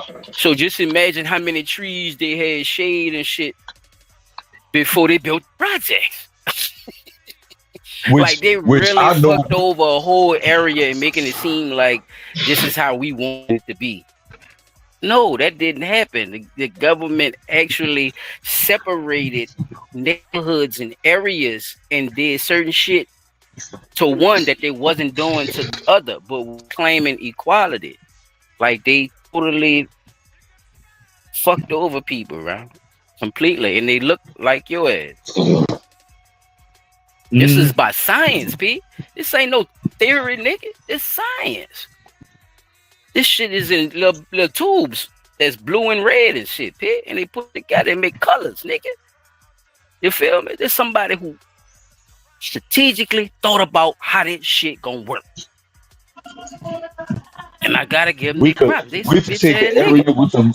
We can take the area that's got the most dirty, shit. evil motherfuckers. It ain't gotta be most nothing. It ain't gotta be. It's just that we want this area and we gonna set up shop however we want to do it. We don't give a fuck what they talking about. We talking about total domination and colonization up until this day. But we gonna get into some more of that, Pete. Watch it. Check me out. Here we go. On October 21st, 1909, 125 residents of an affluent Minneapolis neighborhood approached William Simpson, who just bought a plot in the area, and told him to leave. The Simpsons would be the second black family in the otherwise white neighborhood, where they intended to build a home. When the Simpsons refused offers to buy them out, their neighbors tried blocking their home's construction. Build a home, They Chache. finally moved into their house, but the incident had a ripple effect. Just a few months after the mob harassed the Simpsons, the first racially restrictive covenant was put into place in Minneapolis. Covenants are agreements in property deeds that are intended to regulate how the property is to be used. Beginning in the mid-1800s, people in the United States and elsewhere began employing them in a new way, specifically to racially restrict properties. They wrote clauses into deeds that were meant to prevent all future owners from selling or leasing to certain racial and ethnic groups, especially black people. Between 1920 and 1950, these racial covenants spread like wildfire throughout the U.S., making cities more segregated and the suburbs more restricted. In the county encompassing Minneapolis.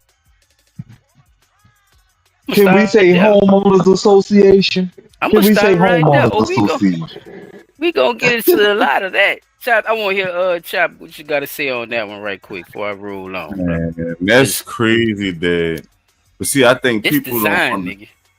that they don't Go ahead. understand that how hard it is to get in a house and all that shit. Like it's a lot of shit you gotta go through to even be able to be considered for that shit to go right. But because you- knowing that's the history though, what you think about how they handled it then? You know what I'm saying? Like what you think about how they handled it then, and how far they actually probably pull people back from, having something right now. Which and then Yeah, I think- exclude people I and think putting it in them- deeds and shit, like putting it in paperwork. Putting it in paperwork is think that was crazy. And I don't want all- a nigga to stay around me. I think the design to keep niggas out of it definitely worked because it made us accept the projects and all that shit versus still trying to, go through the It loop. forced us. It was trying to, forced. I can't say accept. It forced you to accept the project. Look, this or nothing. This or nothing. How about that? Because we gonna get into that too, Chap. We gonna get into that too. But what I'm saying It's a good point. It's still a choice to stay in the project. Not saying that it wasn't forced or didn't feel like it was forced. But just Where else you saying, gonna I think that's his point. Like where else you gonna go? Because they not letting you stay where they stay. So where you gonna live? If they controlling the house market, you feel what I'm saying? Like it's like somebody telling you, well, yeah, I want to stay here. Like the man just told you with the situation. That man was about to build his house, child. They got to get it. Child, he I about get it. to. I'm not He done saying- bought the I shit and get that. everything. You ain't about to Like, build people say, shit right fuck there, yeah, nigga. you ain't about to Build build in that area. nothing. Well, So it wasn't- so what it you wasn't do then? Like you at all, go just- straight Columbo on there, just kill everybody, say fuck it, I'm killing my shit. Oh, you know what I'm saying? What you do then? Yeah, I definitely probably would have did that. You see that, and I think that's my problem versus everybody else because Yeah, I bruh, read the you go to Bible too. jail. You know what I'm saying? I read the Bible like everybody else read the Bible, and it's a lot of times where people did try to do dumb shit like that, and niggas whack that shit, whack Crazy, their ass clean off. Like so for me, it's like I hate that we under these restrictions, so you can't think like that. You know what I'm saying? Because I think if people would have stayed thinking like that and not adapted to a lot of the newer things, they wouldn't be able to just walk over people like that. But we will. What I'm saying The too is, separation of fighting for what was really supposed to be fought for wasn't yeah, there. I because get what you're anytime you saying. fight as a so-called black person, they gonna automatically Even as a think group, you're if y'all some gonna nigga. group all us up together, I don't give a fuck what they look like. If you're gonna say we all black and you all fucking over us at the same time, then Yeah. we all should be fighting together too. I get that part of it too. You know what I'm saying? That separation shit is a monster, child. I mean, that's what I'm saying too, because it's not like we don't outnumber, but these is things that we didn't know at those times. You know what I'm saying? Fact. That's a fact. I can't. Because everybody, like, I had to. They knew, they would have stood up. They would have definitely stood up if they knew. I think another thing too is that people. My problem, like, I can't put myself in that era to think like I am from that era, because it's like, it's like when you know something, you can't unknow it.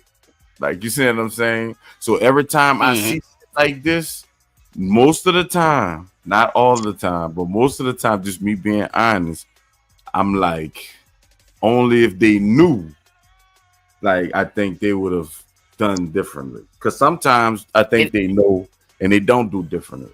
But I think if now this is a whole nother.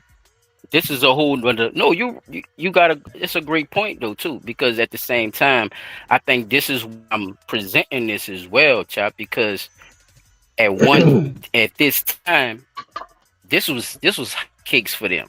Like a lot of shit was going on at this time. You had J. Edgar Hoover, you had all these things going on that was actually targeting certain areas and certain people because of this is how they wanted to run the government, if that makes sense. They was putting pieces in place so that only certain people could get through. It wasn't fair at all. It was just, well, here, if you look like this, you have to stay in this area because we're not going to give you no loan from the bank. We're not gonna let you do anything. We'll give a damn if you got all your own wood or whatever outside of these areas. Now you could go live in the junk, live in the woods and probably create your own shit, but you gotta take your chances with all them racist ass motherfuckers back then, because remember they were way more vocal and physical with their racism back then. Now it's on some scary shit. Like you say, once you unlearn something, you can't. But it's like, what do you do then if you was put in a predicament? I think is the focus on it, because a lot of times history speaks for where we go in the world and what we take and what we could stand. You know what I'm saying? So let's check this out, fellas. I'll keep it rolling. This shit is going into the housing situation. So we got past one, and that was just one situation. The St. Louis, Chop, just to bring this up, they blew up St. Louis. Made fires and all that, like they did New Orleans. Made all the fires and all that shit. Them was black towns, and them was all black towns. St. Louis. They burned that motherfucker down. The government, with the government's help, and redid it and put the arch on that motherfucker and ran a highway clean through that bitch. Yeah? Sound familiar? Yeah. We did it to all the Indian towns. So we about to jump into this shit. This shit crazy, bro. Definitely. Developments were planned as dream communities for American families, but for white people only. In 1947, one company began building what became widely recognized as the prototype of the post-war American suburb, Levittown, New York. It was a community of more than 17,000 identical homes. They cost around $7,000 each and were intended to be affordable for returning World War II veterans. But according to Levittown's racial covenants, none of the houses could be used or occupied by any person they other made than a covenant members with of each the other, Caucasian race, That's with crazy. one exception, servants.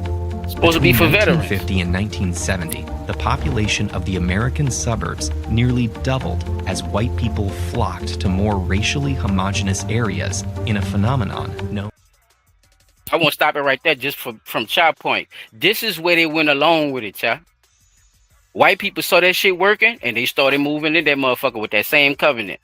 You notice that shit? Because they put it in their deeds. That's a covenant, nigga, like a cult. You see what I'm saying? They made a covenant with each other. That ain't got nothing to do with law, right?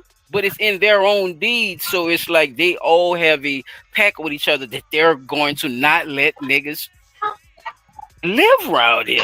Even the people who is selling the houses, Chop, they alone. You see what I'm saying? It's a whole conglomerate, and that shit crazy. It's giving me cult vibes. You heard me, Chop? So if y'all didn't see that movie, Them is a great first step to anybody wanting to look up anything on it.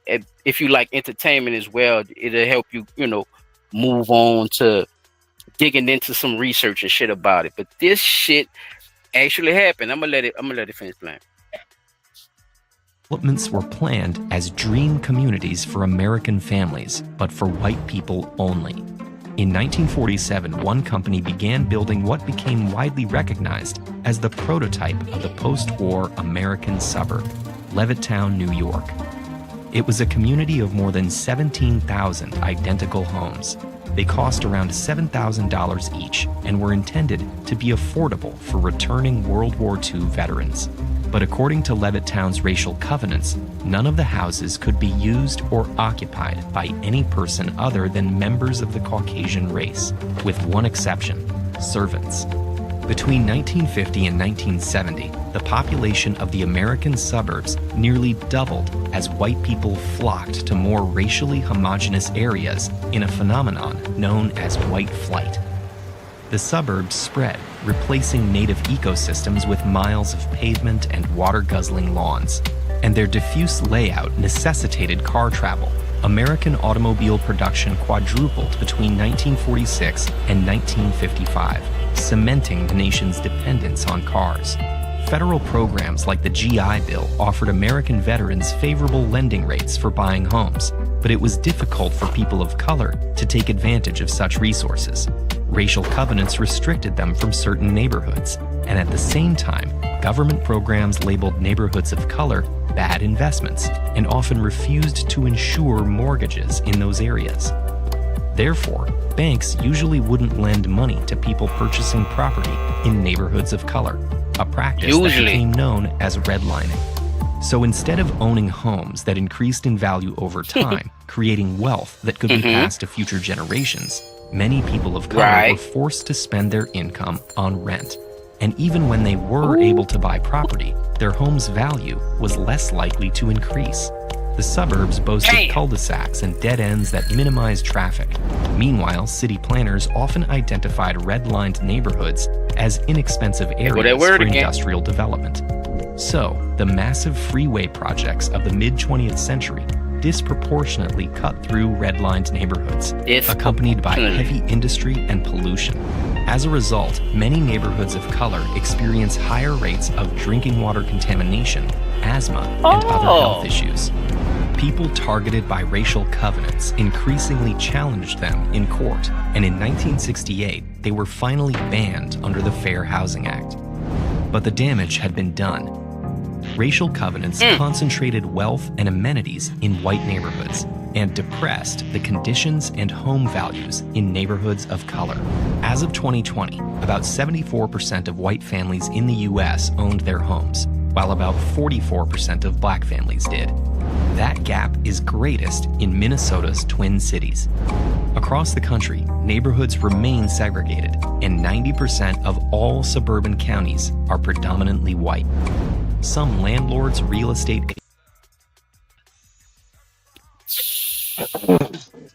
Hey, fellas, is definitely a move that was made.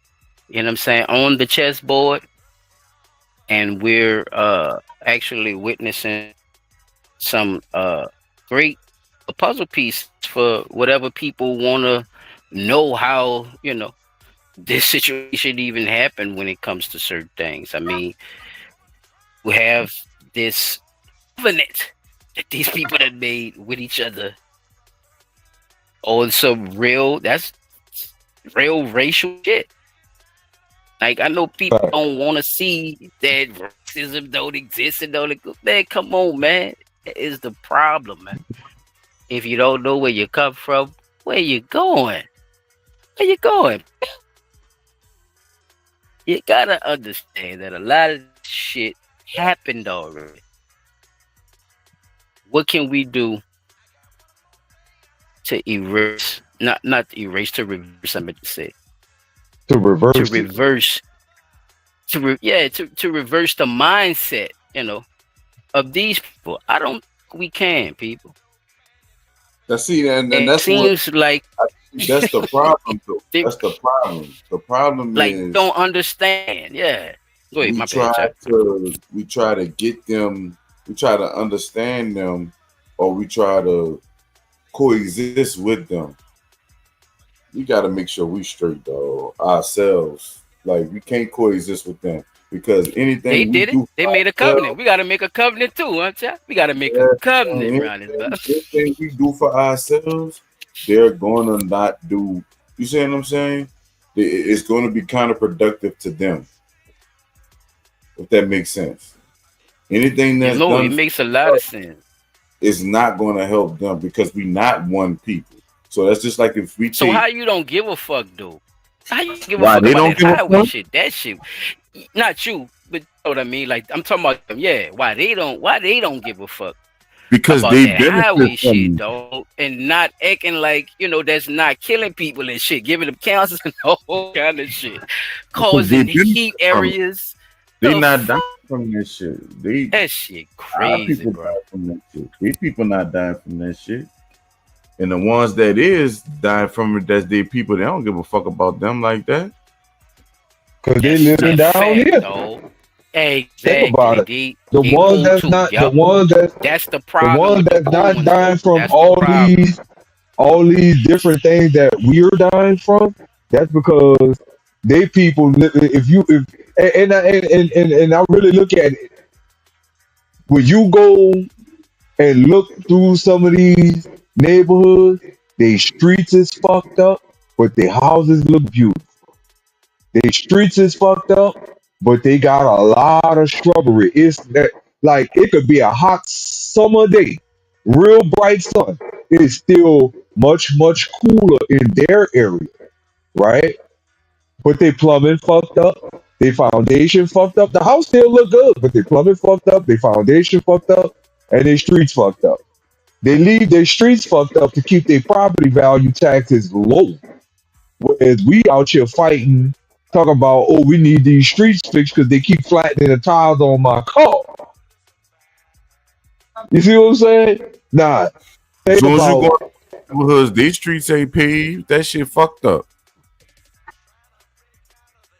Being real, they got fucked up streets. they streets fucked up, but guess what? Are they property taxes high? No. Right? Our It's all streets a is game, fucked up. bro. That's And all I'm trying to get people our, to understand. Yeah, our it's streets is already in fucked up. place now, fellas. Like it's like you could stay around there. Not like you know what I'm saying. They can't really do too much now. They got laws in place where they can't do that shit now. Yeah, as of But just looking 1968. back at it, remember the stuff that did stay in play though, y'all, is how the street paved. If you remember, she was talking about that shit. They're using certain concretes and certain gravels in certain areas, which would make it more cooler to put this down rather than putting this shit down. So they doing it on the subtle way now. When they was talking about the heat situation, like everything Right. is subtle now, fellas, but it's still lingering because of all this shit that they did put in place, man. It's so let me try to It's a keep very keep long pushing. lasting lingering effect though. Like you The say, way the like damage is already done. they focus more on the redlining, but they're not talking about the actual psychological effects that happen before the redlining. Because while it was already difficult it's difficult to go be able to buy a house. But think about when you stuck in these areas where you're living at, you're not looking at the fact that these are high stress situations now. So now everybody's got something to gripe about and nobody to take it out on but each other. All right, chap. You know what I'm saying? So I think that's one of the other things that they didn't talk about. Yeah, we That's a good focus more on the redlining because of the financial aspect of it, but we're not talking about the actual psychological trauma, the educational side of it either. We're not talking about none of that. I So got you. Let me like keep it you moving. say, I'm about to- go Come ahead, on, go ahead, P. go ahead, Let me keep. go ahead, go ahead. Gotta He put the a leash reason. on He this the dog. reason. He the I reason. didn't get it. Meanwhile, city planners often identified redlined neighborhoods as inexpensive areas for industrial development. So, the massive freeway projects of the mid-20th century disproportionately. Just to chime in right quick. I ain't want pause it. I just wanted people to understand that part of it right quick. Like he's saying, our shit was already worth money They lied to developers and shit and said it wasn't shit, wasn't nothing, like they did when they first colonized and said wasn't nothing here in America. They used that same tactic when people already was building their own neighborhoods, having shit already. They were lying to industrial motherfuckers and other big corporations and telling them, oh no, it's a poor neighborhood. They black people. It's just, you know, by the color that they made with the other towns to keep them out of them other areas, which made it look like these areas were actually poor, but they wasn't. Mom and pop shops, all kind of shit, y'all. Here we go. Meanwhile, city planners often identified redlined neighborhoods as inexpensive areas for industrial development. So, the massive freeway projects of the mid-20th century disproportionately cut through redlined neighborhoods, accompanied by heavy industry and pollution. As a result, many neighborhoods of color experience higher rates of drinking water contamination, asthma, and other health issues.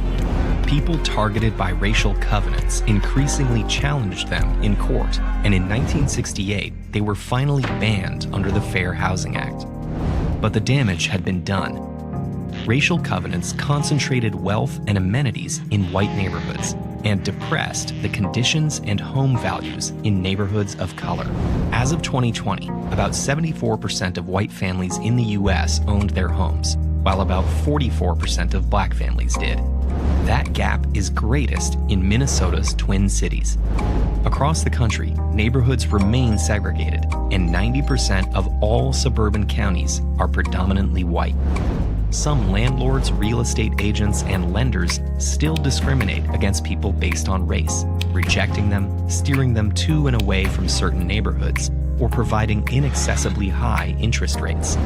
Gentrification and exclusionary zoning practices also still displace and keep people of color out of certain neighborhoods.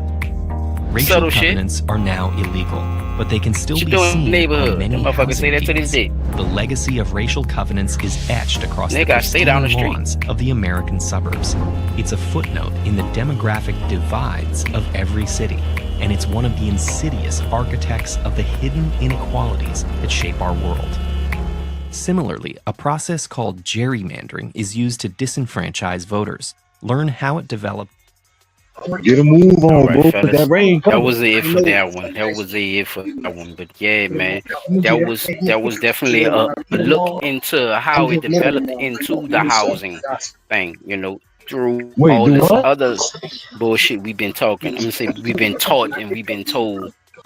And this is how they was able to have this covenant and have this shit going on. So let me go into number 4, and it's gonna show some of the areas and some of the Gotta areas hurry that up, they bro, actually before that rain fit. start coming And they down. gonna sound You can familiar. take the chalk off P, the you're top not of the on mute, grill. P. Oh, P, my you bad. Hold on, talking over me, brother. I'm sorry, hold on. Yeah, here we go. The proportion of blacks encountering that pattern is also greater than for other groups. Today, 1 in 4 black Americans are stuck in high poverty neighborhoods, compared with 1 in 6 Hispanics and just 1 in 13 white Americans, according to a report by Paul A. Jargowski for the New Century Foundation. Adding to the generational barriers facing young black Americans, a 2018 study by Chetty finds that, after controlling for parental income, black boys have lower incomes in adulthood than white boys in 99% of census tracts. The vast majority of black American families currently living in poor neighborhoods have lived in similarly poor neighborhoods for multiple generations, Sharkey said. This is part of their family history to live in a disadvantaged environment. In the 70s, we had a clinic, recreation center, YMCA, Salvation Army, grocery store, and a small library right in the community.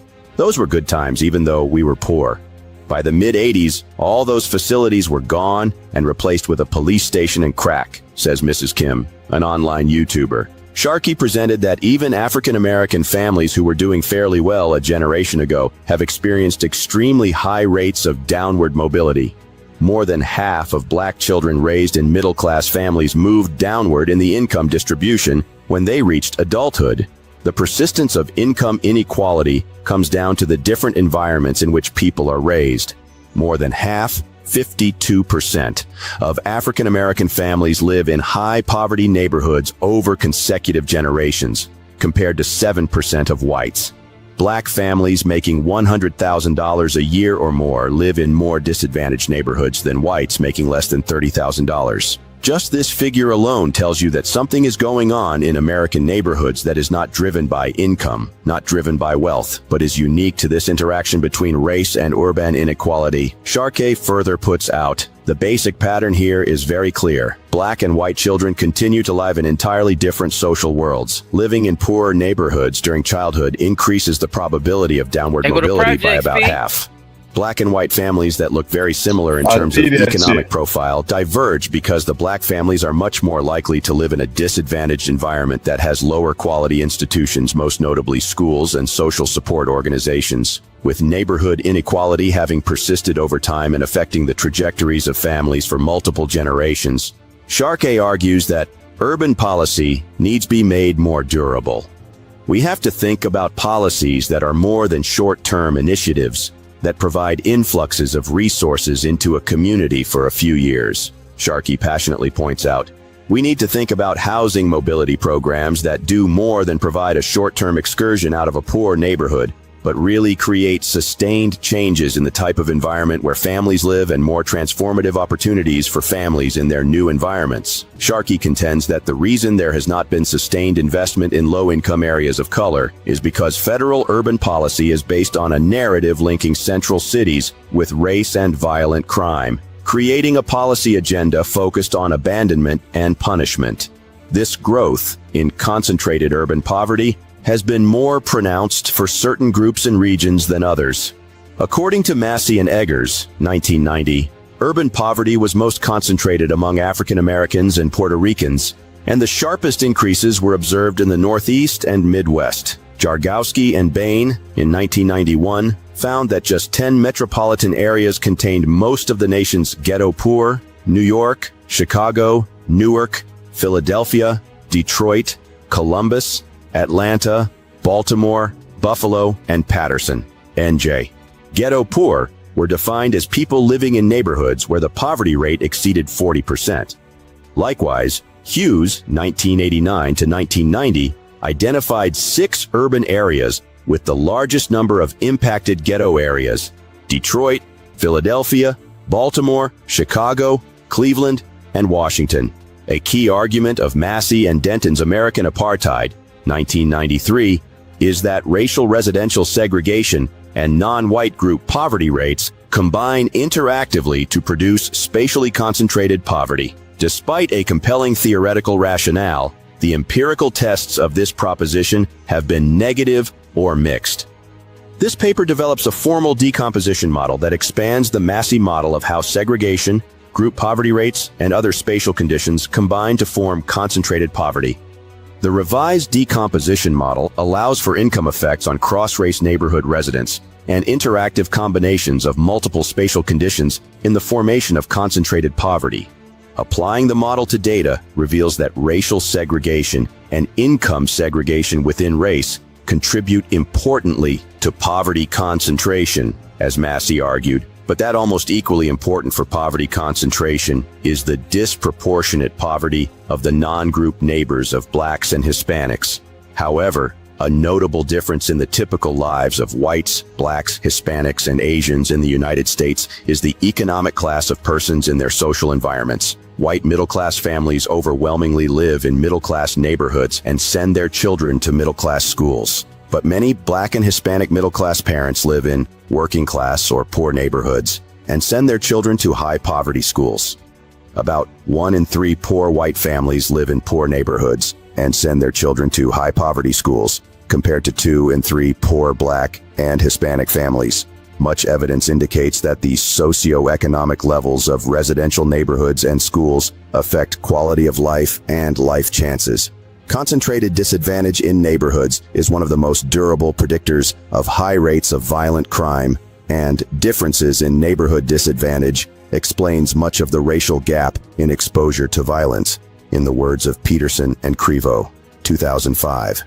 Sampson and Wilson, in 1995, argue that high poverty environments are criminogenic, encouraging youth to pursue criminal rather than legitimate careers.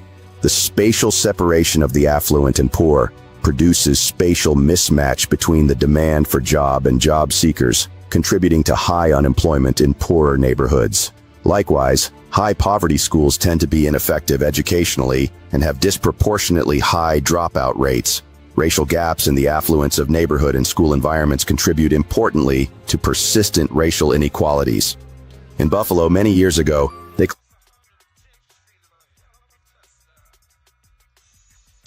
Ooh, I know that was a lot. But one of the things that stuck out to me, you could give me your points, which was stuck out to you too, P. But one of the things that stuck out to me was concentrated poverty, concentrated disadvantage. Now, I know what concentrate means, and I know what poverty means.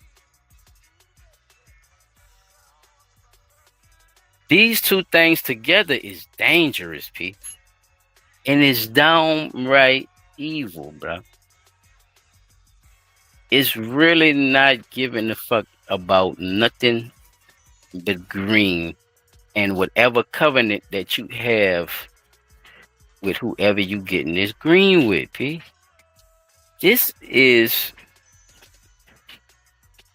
like I said, bro, this government cover up right here was and is very disturbing to me, bro. And I don't think we pay attention too much to that because we've been so conditioned into living in these conditions, no matter what we could do for ourselves. That's to the person who get money, Remember, the areas itself is fucked up. So most likely all the money you making is going to the hospital bills and shit, because they're giving you cancer and shit too. The whole area fucked up. Right. On so many different levels. Especially if you a person of color who wants to have that vibe of, I want to be around my people. I understand my city. I love my city. I just, I'm here, and I'm doing pretty well for myself. I can afford to live here, and with all that on the table, they done already fucked up the areas and shit. So when you say concentrated disadvantages, a person who is, doing good for their self, they got to remember this area is concentrated into making everybody else not do good for themselves. So the majority of the people that live with are going to be probably not doing good for themselves. Not because they don't want to. Because they can't. It's because it's concentrated poverty. It's concentrated disadvantages. This also exists when you have people who did do something for themselves, or did go out of town to go to school, or did do this or that to actually do something for themselves. Remember, that's only one versus everybody else. And we could sit here and say, well, everybody else could have did what he did. No, you can't. Because everybody didn't grow up the way you grew up. Everybody have their own situations and their own stuff that been through. What about the kids who went through something? What that saying is, you think you got it hard, there's always somebody that got it harder than you. What about those people? These are the people who have the disadvantages in life from birth. What do you do with that? You know what I mean? And you have to have some type of compassion and sympathy for what's going on. Even though people that, that did come from nothing could say that they made something of themselves. But it's the statistics that's the problem. It's not the person, or not that you can't do it. They're trying to concentrate on you not doing it. Mm-hmm. This is the problem. When you gonna purposely hold me back and then complain when I get, you know what I'm saying? That's a mind fuck. That's a total psychological game, as well as environmental game, as well as a covenant game. So I'm gonna definitely keep bringing those two words up, fellas, because I think those two are the main ones that stuck out to me. And I know that type of shit can happen because I done seen it done on different scales, just witnessing shit. We could make something simple as gangs, you know. These guys make a covenant with each other to say they're gonna rock this, they're gonna do this. The Hell's Angels, they made a covenant with each other to say we're gonna be this back again and be able to what we want to. And there's a hierarchy and everything when you deal with people who make covenants.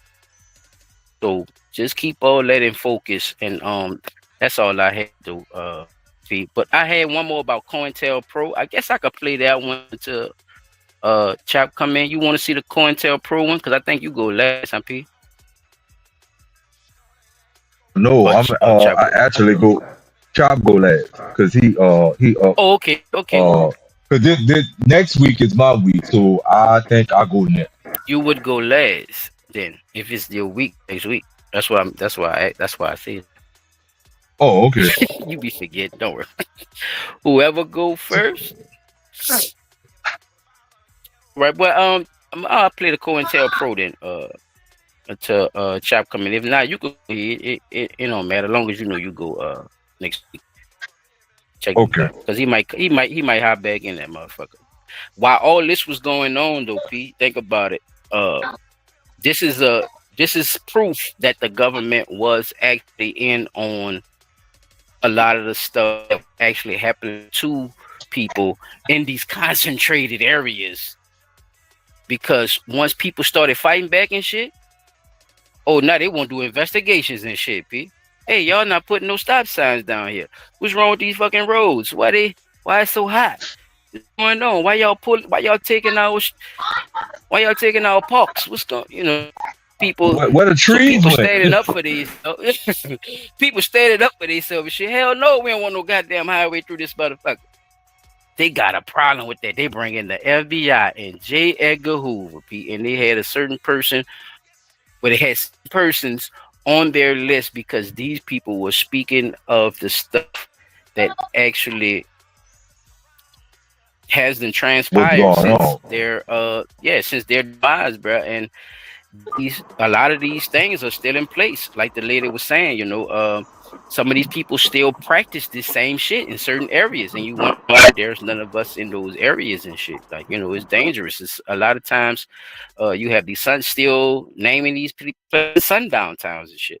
You know, we just saw some stuff where black truckers are getting, you know, tied to trees and shit, right? So a lot of stuff still lingers because the damage has been done, you know. So I'm gonna get into COINTELPRO on this one, fellas. If y'all, my fellas heard of COINTELPRO, but for the people, if y'all never heard of COINTELPRO, this is a government agency who was actually on an operation called, that was the name of the operation. The operation was called COINTELPRO. It was basically getting people to spy on these people who were speaking out about the injustice through the government. Some were friendlies, some were foes. Even people that looked at exactly like you were actually informants for the government too. So these people were not only just some white random people coming through the neighborhood watching you and shit, if that's what's in your mind as you imagine. No, this was strategic. This was concentrated to tell people shut the fuck up, because these people don't need to be talking like this, because we need to build this goddamn highway through here. Anywho, let's go.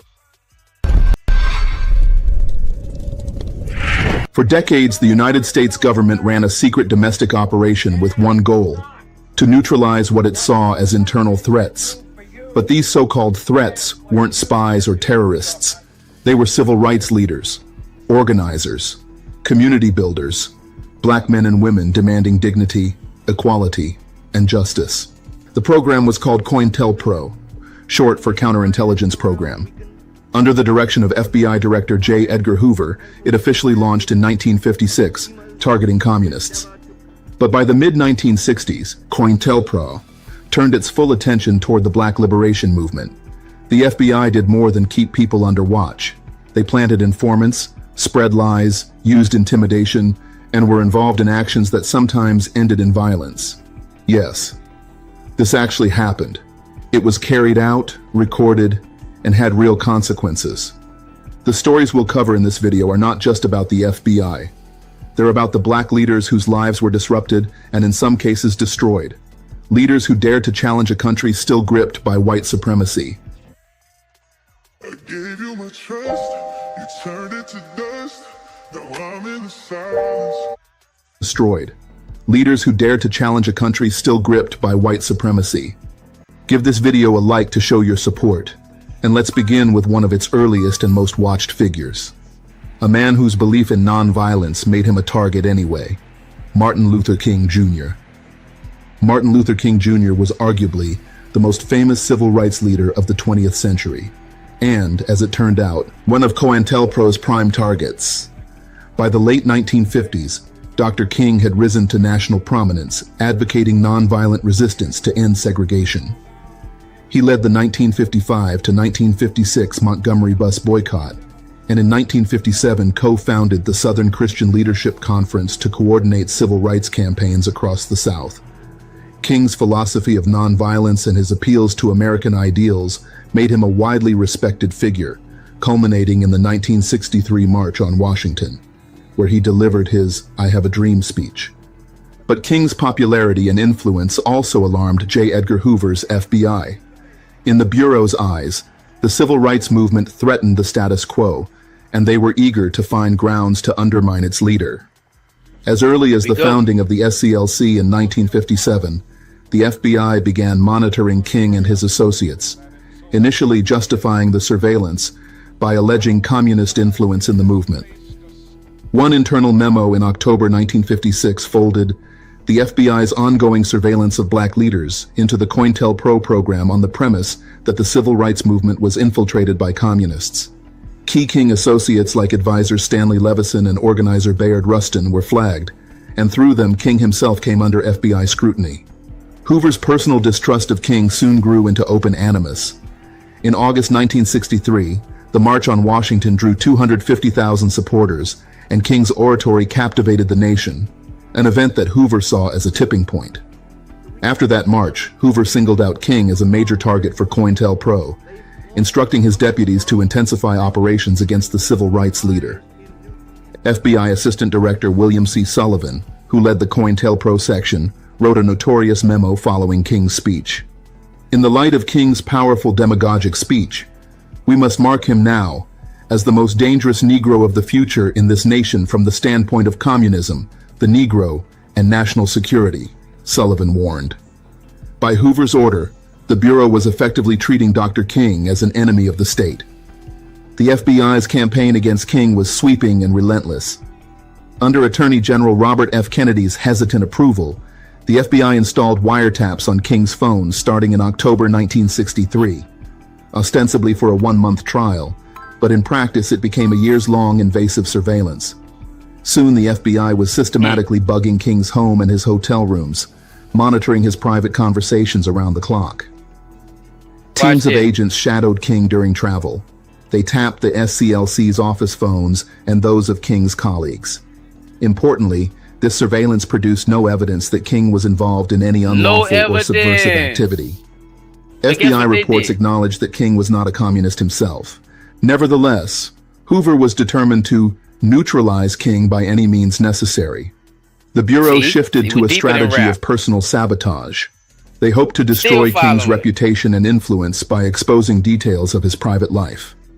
By mid-1964, FBI wiretaps had picked up evidence of King's extramarital relationships. Instead of ignoring these irrelevant personal matters, the Bureau saw an opportunity. In November 1964, just as King was to be awarded the Nobel Peace Prize, the FBI took the extraordinary step of sending an anonymous package to King in an attempt to blackmail him. Inside the package was an audio reel of the FBI's secret recordings, purporting to capture sexual encounters, along with an unsigned letter drafted to sound like an angry civil rights supporter. This missive has since become infamous as the FBI-King suicide letter.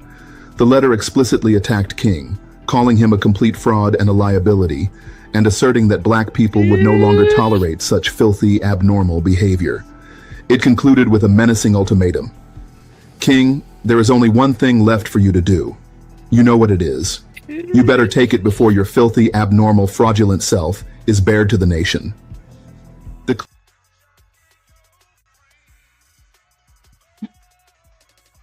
See what I'm saying, Pete? Once one thing don't work, it keep going. I thought you said it was about that, but I'm about to keep. So you could tell it was deeper than what they actually said they was watching this man for. And I'm telling you, all this shit happened around the time with the housing and shit too, Pete. This covenant was deeper than just motherfuckers and niggas from buying homes, though. It was all about race from the beginning. This was a government covenant. The government was in with this fucking covenant. That's what I'm saying, fellas. Yeah. Ain't no way you putting all this shit together without participation, yo. A lot of them motherfuckers, I think, were already in a cult called the Ku Klux Klan and other white racial groups. And they show their ass. Regardless, like I said, everything wasn't solid on it with Martin either. Cause like they said, they got you on some other shit, you know, which had nothing to do with why y'all said y'all was following him and all that shit. If you want to put the shit in cold, but your group wasn't right neither. They had already done infiltrated motherfuckers around Martin and everything, fellas. So that was just a little snippet of what actually happened around, you know, the Martin Luther King shit. I just want to pinpoint how serious, you know, and how in that on that bad ass about, you know, them being the FBI and what we actually can do. You know, the authority that they had to do to people is fucking crazy, dog. And this was a government agency that was made up. This wasn't even much a part of nothing. He convinced the government that he should exist because these people are communists, which some of them was. But if you gonna say that, we didn't find no evidence that a nigga wasn't a communist, should that be the end of the investigation? But it wasn't, because they make it seem like they give a fuck about black people, or they wasn't really worrying about that shit, people helping up for themselves. Yes, she was, because you kept going to destroy his reputation. And you knew his reputation would shut down a lot of shit that was going on with people, especially being nonviolent, and you the worst terrorist in the world, and you're speaking nonviolence. Should have been weird to white people. I'm just saying. And it was to some, but it wasn't enough to stir the media. Yeah, and it wasn't enough, but it wasn't enough to stir the media to make a change at the time, especially people using their common fucking sense. But that's all I had though, fellas. I appreciate y'all time too. Sorry I was so long with that shit, but I just had to get that out. You good. I mean, it kind of spoke. I mean, now, Pete, you could go if you want to. I'm about to be pulling up in about 5 minutes to the job. But... Okay. I ain't got but I got a couple of videos. They're not gonna take long, and it's just a matter of listening to what the people have to say and then thinking about the video I played for you that I use for my end of the news. So, you know, just not the whole time up. I'm gonna go right into my first video. So check this out, y'all. Oh, my bad, Chop. I ain't even much comment. Really is true. A picture speaks louder than words. It's worth 1,000 words. And here, all you have to do is look over at this side of the dais to see that the stone wall continues. I mean, from the party that lied to this nation for 4 years. Let's just take a look at some of the things that our colleagues said on the Democrat side. We can find out. So right now, today, I call on President Biden, former President Biden and his staff, release the documents. You have them. You know you have them. Release them. If what you did is legal, and if you're really not embarrassed about it, and you think it was totally constitutional, release the paper flow. Show us the documents where the president authorized the use of the pen for every single pardon and clemency and stay application.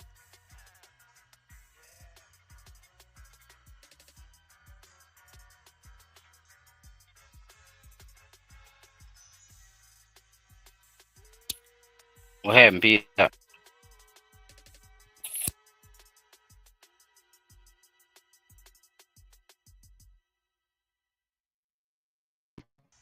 There you go. I'm sorry, y'all. I was saying I want to pause it right here and go to the video that led to him making a statement he's about to make and the rest of the stuff that went along with that. I just wanted y'all to get the some of what he had what led to him saying that. That's what I was trying to tell y'all. So hold on, I'm about to pull that video. This video here is the video that led to that.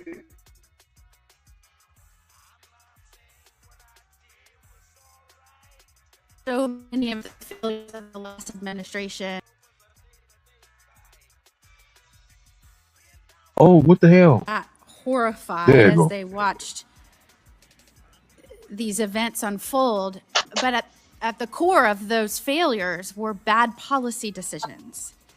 And the truth is, you know, people talk a lot about the end of the Biden administration and his debate performance. But those of us that were involved of the repercussion and the consequences of some really bad, irresponsible, reckless, I would say dangerous policies, and were involved from day one of the Biden administration, we started questioning immediately who was making these decisions because they were so disastrous for the security of this nation and the safety of our people. So I would say from day one of the presidency through all 4 years, this was a legitimate question. And every single failure that Senator Britt listed was the consequence of a policy decision. When I was the Florida Attorney General, one of the very first executive actions that came out undid both Republican and Democrat presidential precedents of saying, if someone is here in our country and they're here illegally and they are committing serious felonies, we are deporting them. And actual priorities were that those were the ones they went after first. And one of the very first actions that came out of that White House was they abandoned that both Democrats and Republican presidents had enforced and released to all law enforcement around the nation that they were no longer going to make that a priority. When sheriffs were calling and pleading with us to take these people from their jails and not make them release them back into the communities, we would try and communicate this, but indeed they were canceling detainers and releasing these people into the communities. They were taking people that were brought here from other countries, brought here only to prosecute because they were a danger to our nation and our people. And instead of deporting them after their prison sentences, they were pushing them into the United States. And I don't think it should be lost on anyone that just yesterday it came out. You know how many the Trump administration pushed into our interior in the last 4 months? Full month? 0. And I want you to compare that to a month of the Biden administration where hundreds of thousands of people, barely vetted, if vetted, were forced into our nation's interior. And you've seen these consequences play out. It's not just rape victims, murder victims, robbery victims. We've caught people here that's from foreign nations that are on the terrorist watch list that can cause some of our nation's biggest tragedies and devastation. That is the undermining of what a commander-in-chief is supposed to do in those policies. We saw it day one, and that's just one example. And it played out for 4 years. So I think one of the reasons that you see not one Democrat in this hearing room right now asking these questions is because how do you defend the indefensible? What are they going to say? I mean, there has never been a more reckless, negligent administration that I can remember in my lifetime. And as an attorney general, as the wife of a law enforcement officer, as a federal prosecutor, as a judge, I sat horrified that that was the person that was in charge of our safety, our commander-in-chief, in charge of our borders. And I know, Mr. Wold, you have talked about the danger. This in part right executive here, y'all. actions This being part right pushed here. out when somebody's not in charge that understands how it's affecting the safety of this nation. I'm sure based on your prior experience and some of the things that you saw being pushed out, I often thought, this is a radical aide's dream. You have a commander-in-chief probably not able to pay attention, and they're pushing out policies left and right. Tell me in your experience if you noticed anything where that could be the case coming out of that administration. Yeah, thank you, Senator. I mean, I think on the immigration score itself, so many of those sort of special powers exercised by President Biden on parole, on temporary protected status, they require the president to do those in his own name, correct? It's a case-by-case evaluation performed by the chief executive. And so I think in reviewing some of those, when I was sitting on the sidelines, the question I had was, what does the paper process look like for that? How did DHS work that up? How did it go through the staff secretary's office? And what was the president briefed on as far as the policy considerations tied to some of these decisions to bring in violent criminals from Haiti or Nicaragua into the interior of the United States? And did it concern you when you learned, and we are now uncovering, that cabinet officials were kept from meeting with the president for months at a time? Look, I mean, if you go back through our history, Senator, so Grover Cleveland, Wilson, FDR, JFK, President Johnson, President Biden, it's almost a Democrat sport to keep from the American people the health and acuity of the chief executive. They've been doing this for a long time, but this is of another level, especially as Mr. Spicer was mentioning, the complicity of the national media in obscuring this, but also that cabinet officers would go to the lengths of avoiding interacting with the chief executive because they were fearful that they would have to speak to his diminished capacity. And I'm running out of time, and it was of particular concern that the media seemed to never ask him about executive actions and policy. Favorite flavor of ice cream? Yes. Why he was pushing dangerous criminals into the interior of this nation? No. And that is why I think this hearing was so very important. What was coming out of this administration was a radical wish list. And certainly you can see it, what has happened to the consequences playing out right now. And now I think we're all seeing why. Thank you. Senator Blackburn.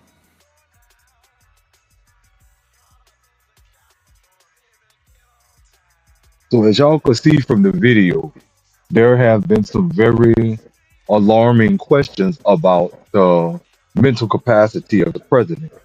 And the reason that they're having these hearings now, and these are recent hearings, these are not hearings from last year or anything like that. This was actually from this month that they having these hearings, and they're talking about the fact that, you know, we want to know how was a lot of these legislations and bills and things that the president supposedly okayed signed off on when there was visible evidence to support that his mental capacity was affected. Like he shouldn't have been making no decision about nothing. So who in fact was the person making the decisions if it were not him, right? So another part of the cover-up came and got exposed when the guy in the first video that I wanted y'all to see was talking about it. So check this video out, and it gives a little more in-depth detail about what was said by who on the Democratic side about the mental capacity and the health of Joe Biden at this point. So check this out. Here, you know, the visual, sometimes it's really is true. A picture speaks louder than words. It's worth 1,000 words. And here, all you have to do is look over at this side of the dais to see that the stone wall continues. I mean, from the party that lied to this nation for 4 years, let's just take a look at some of the things that our colleagues said on the Democrat side when their own Justice Department was concluding that Joe Biden, who, let's not forget, illegally took classified documents and kept them in his garage, in his freezer. I mean, Lord knows where. He just certainly didn't know. Their own Justice Department interviewed the guy and concluded he could not form the requisite mental state to stand trial. He did not have the mental ability to stand trial. And what did our Democrat colleagues say? Vice President Harris says, oh, no, the way that the Hur report characterized the president is so wrong. The president's demeanor is totally fine. Senator Smith, what the Hur said about the president not remembering his son's death, so unfair. Senator Kaine said this is grandstanding. Senator Fetterman said it's just cheap shots. You had other senators saying, Senator Ossoff in February of 2024, saying, and I quote, I found the president to be sharp, focused, impressive, formidable, and effective. In June 2024, Congressman Jeffries insists Biden was, and I'm quoting again, incredibly strong, forceful, and decisive. Where are they now? They don't want to answer for any of those quotes now. They lied to us for 4 years, and we know they lied. They know they lied. It's why they're not here. They don't want to answer a single question. They can't bear to show their faces in public. And you know what? It's right that they can't do that, because the bill of goods they sold this country, they walked this country right into one of the greatest constitutional crises of our history, And now they are afraid to even show up to admit it. These are people, and this is a party that cannot be trusted with power, that cannot be trusted to tell the truth, the most basic truth. They all changed their tunes after Joe Biden debated President Trump, and the whole world could see he couldn't even form a sentence, that running this guy for president again is a form of elder abuse. My, how they changed their tunes after that. Now they can't even show up in public to talk about it. This is embarrassing. But worse than that, it's dangerous. It is dangerous for this country. Mr. Wold, I want to pick up on something you just said a second ago about the OLC and their opinion as to when an auto pin can be used.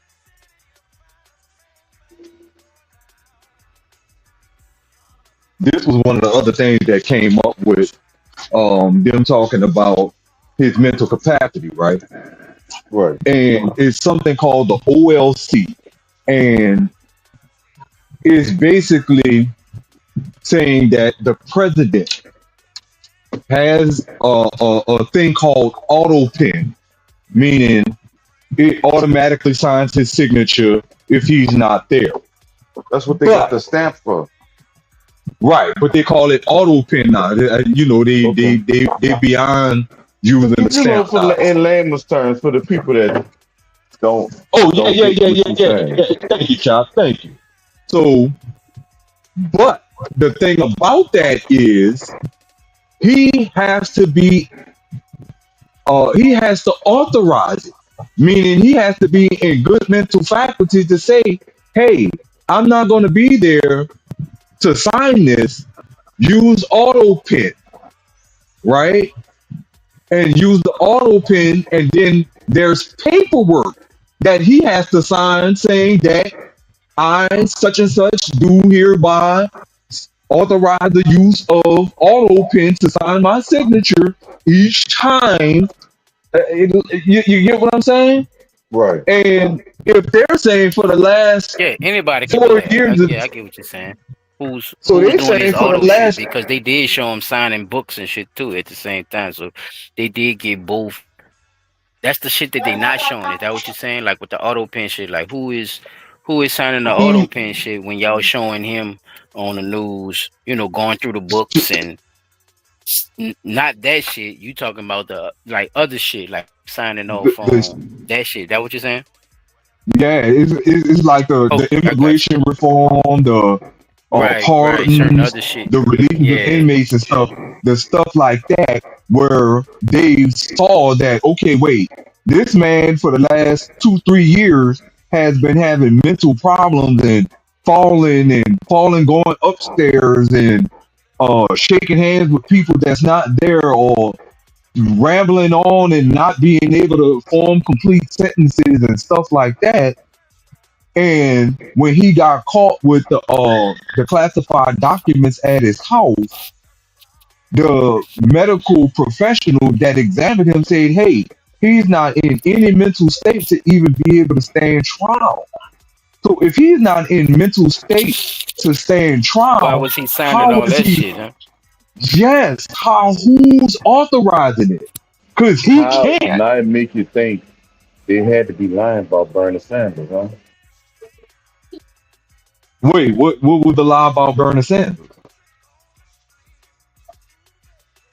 Saying See, that the that man man was wasn't too capable. old. I don't know. Yeah, I don't know if you remember that. They were saying he wasn't capable and shit.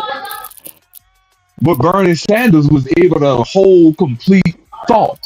That's what he's saying, Pete. Maybe they was lying about Bernie Sanders. Maybe they was putting that Right, bad blow right, on him, right, knowing it was yeah. Joe Biden. Right. So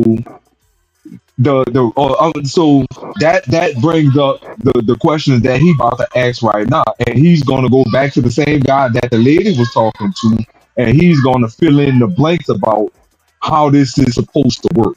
So check it out. I just wanted to pause it right there so we could kind of get the layman's terms out. Thank you, child, for that one, because I couldn't get it all that time. Thank you. Just be clear about this. Autopin means not signed by the person. Autopin is basically push of a button and it gets signed. OLC says only when the president specifically directs it and it is under his direct authority. Do I basically have that right? That's correct, Senator. So, based on the facts we know, did that happen in this case with all of the pardons and clemencies and other giveaways that Joe Biden signed? Assuming that the Biden White House complied with sort of traditional practice of presidential administrations and that there was record keeping either from the staff secretary or others, there should be records to indicate either through covering memorandum or briefing books where the president would have signed his signature authorizing this decision. None of that has come forward. That would be very easy to dispel some of these concerns. And I think what we're seeing here is really the autopin is best understood as sort of a tool of executive Hold on just a convenience. second. I just want you just said something very important. I want to emphasize that. So what you're saying is that there should be, for every time that Biden authorized the autopin, there should be a record of that. And he should have had to have registered his personal consent to using the autopin. Is that basically correct? I think to put it another way, I would say in the policy paper flow to the Oval Office, there should be a record of what documents are presented to the president when he gave his assent to the actions that are listed in those documents, whether it's a judicial nomination or it's a statutory response to Congress. Well, I think the answer is we need to get those documents. And I just say to our friends in the media over here, you guys need to be asking for those documents, and we need to be asking for them, Mr. Chairman. We need to see those documents. And the president, the former president now, can certainly choose to release them. I'm sure they're part of his personal papers, right, Mr. Wold? And that's correct. And the first place to start would be the staff secretary's office under President Biden. Oh, here's the trail. If you want to know, if you want an answer to the question, did Joe Biden actually assent to the use of the autopin, and you think of all the people he pardoned, he granted clemency to, murderers, drug dealers, child rapists. Let's find out, did he actually authorize it? There should be a record of it, is what we've learned today. Thank you for that testimony, Mr. Wold. There should be a record of it. So this is a binary question. It's not, oh, we don't know, gee, it's hard to say. No, actually, we can find out. So right now, today, I call on President Biden, former President Biden and his staff, release the documents. You have them, you know you have them, release them. If what you did is legal, and if you're really not embarrassed about it, and you think it was totally constitutional, release the paper flow. Show us the documents where the president authorized the use of the pen for every single pardon and clemency and stay application. Let's see it. Let's see all of it. And if you won't do it, we should subpoena those documents, and we should find out the truth of who was really running the White House, because I think we can see it was not Joe Biden. Thank you all for being here today. Mr. Wold, thanks for your testimony. So, just to dirty motherfuckers, they knew that shit. That's why the fuck they gave that shit to Trump, so motherfucker could do what they want right now. Israel running shit, man. Y'all see that shit, man. Zionist. So It's the big so just to put Zionists run another this shit. so just to put another bullet point on the board, I believe that shit not, dog. This shit crazy.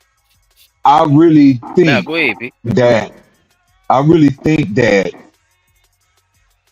mm, being that now you're questioning this when you should have been like what we are 6 months into the new presidential term, not even a full year in, and you're now bringing up questions and wanting to subpoena the records and the documents and this and that of the former president of the United States, which you have to go through the secretary, the presidential secretary, or whatever the position is, like that.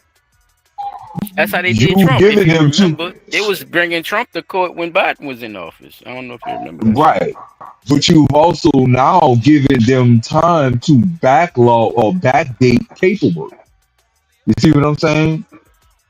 Hey, And bro. to say I mean, it that, looked like a pattern to me. That's what I'm saying. It looked like a fucking right, pattern. a part of the cover up, right?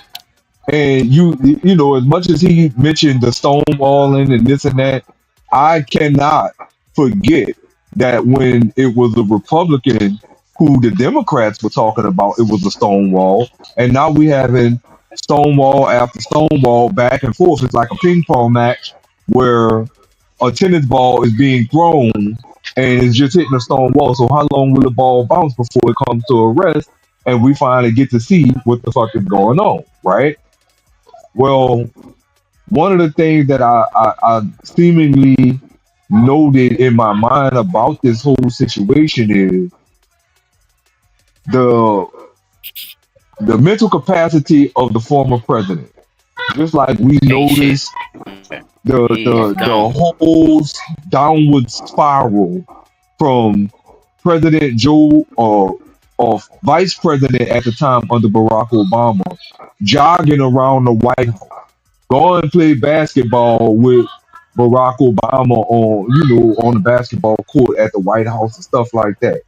Till he come in after what 1 4-year term, and now this motherfucker can't do nothing, walking like he about to fall out.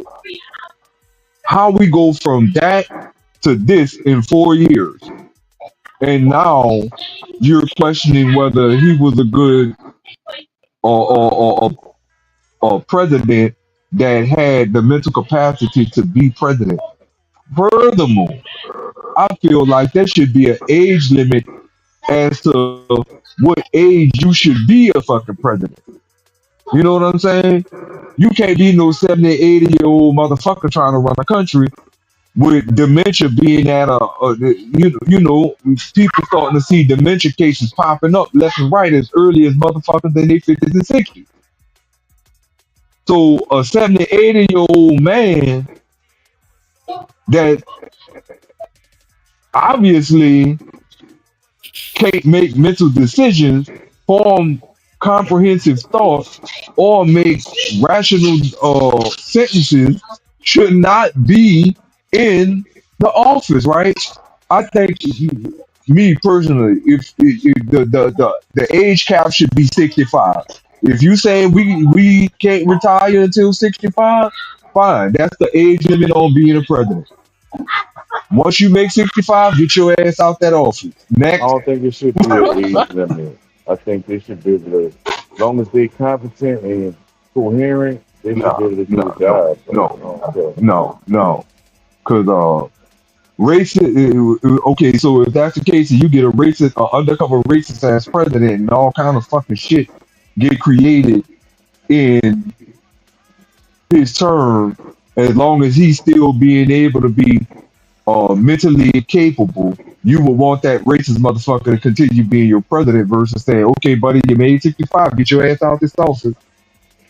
Time to retire. I mean, nothing. I mean, if They he's only still get 4, but it qualified, depends.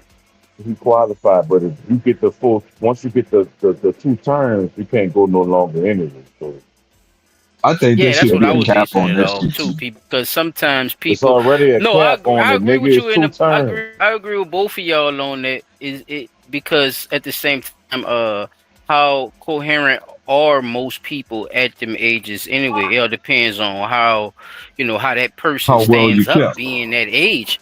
Yeah, some Right. 65s look good as a motherfucker, P. That's all I'm They saying. intact, they straight, but at the same time too, if it is that type of person, then them 4 years got to be up. We should have never voted for that motherfucker any goddamn way.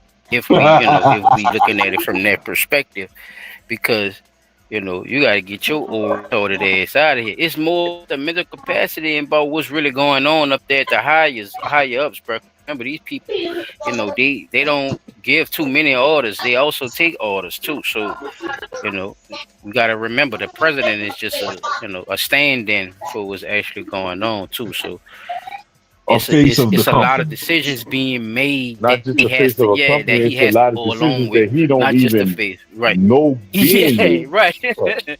Like bills being passed, all kind of shit like that actually go through the House That of shit just go to Representatives, his and head. them motherfuckers It's be certain on people some that dumb say shit. good news They be really about him, gangbanging, nigga. and they had to give him this or give him that, all that type of shit happened. That's why that nigga was auto paying, Peter. That nigga was nigga was taking Pressing the fuck out that nigga button. Auto that pin, nigga auto pin, pressing auto pin. they was that nigga's a puppet, man. They was putting his they took his ass off his dialysis and told that nigga, press the motherfucker, push a button, nigga, push that motherfucker. We never know, bro. It's just just looking at it from all perspectives, man. That shit is though.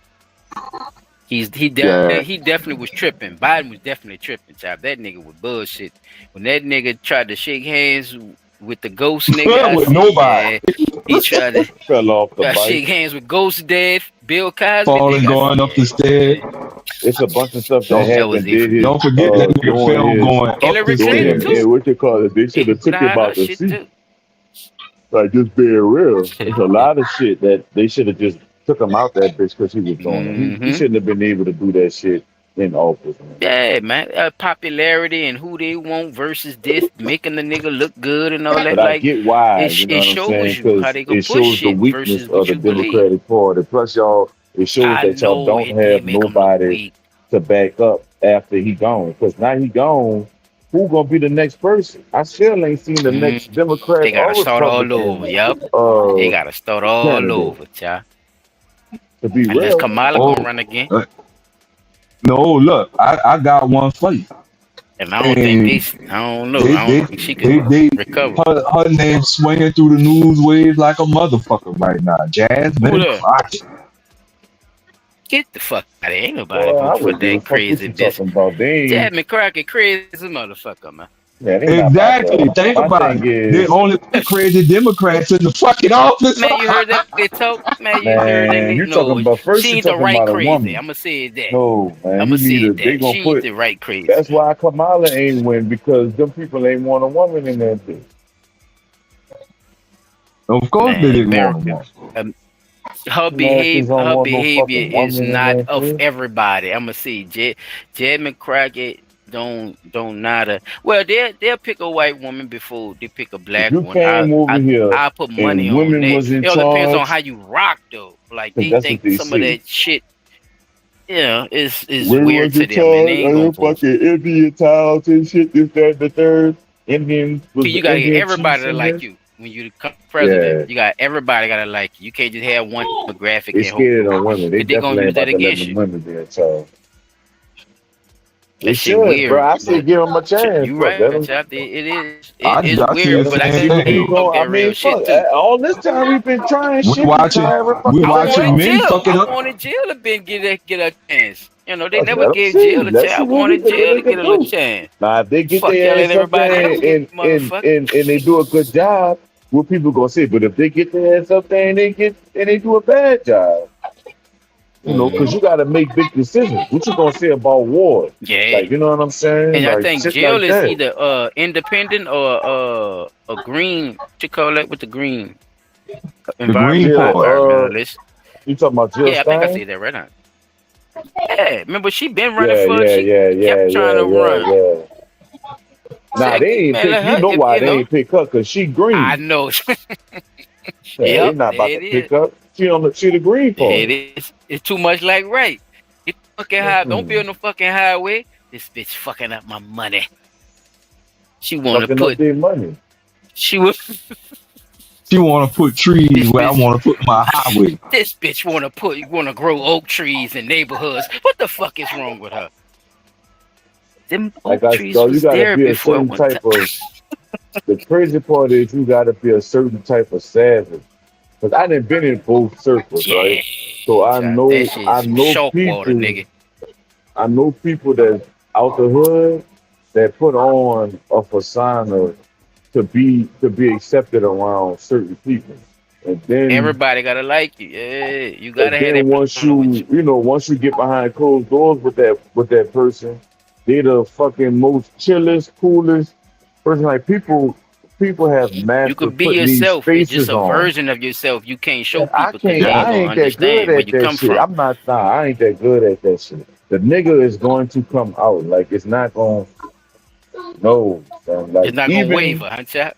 Yeah, I can't do it. I just can't do it. I can't be something that I'm not. You I heard me. can't- It's gonna be said, even if I ain't trying to curse. I'm gonna say you Yeah, heard this. nah, It's gonna nah. come out. Fuck that shit. You gonna hear what the fuck I got to say. I'm not about to sugarcoat If it makes the shit. sense, I'm listening. Me, that's the whole point it about. I just is think what it people is. not You know, even understanding. like I Yeah, get people if too you that be making like, sense, it shouldn't matter. But oh, people so people, fucked like up. people say niggas be running their mouth or this, that, and the third. I don't consider speaking on something that you wouldn't speak on running your mouth. Me You know what I'm neither, saying? brother. To me, that's just you let a nigga punk you that way. And that's just sometimes that's how I look at it. But for me being the person I am, I'm gonna say something. I don't care if you know I said it. Because you can come ask me, that must say the same thing. The shit not gonna change. You see what I'm saying? But shit is not like that in life, period. Niggas will go with what that lie is or go with whatever that saying is. Niggas will just go with that shit to keep up personal. And also fucking promote it too. Chap. They'll like, promote it fuck too. They'll that keep it shit, going. man. No, Pass that- it on that to doesn't- another motherfucker. You know this like this, and you know And this it's like not. this. That's how And it it's works, not. huh? Yeah, bro. That's how that shit keep working on me. Nope.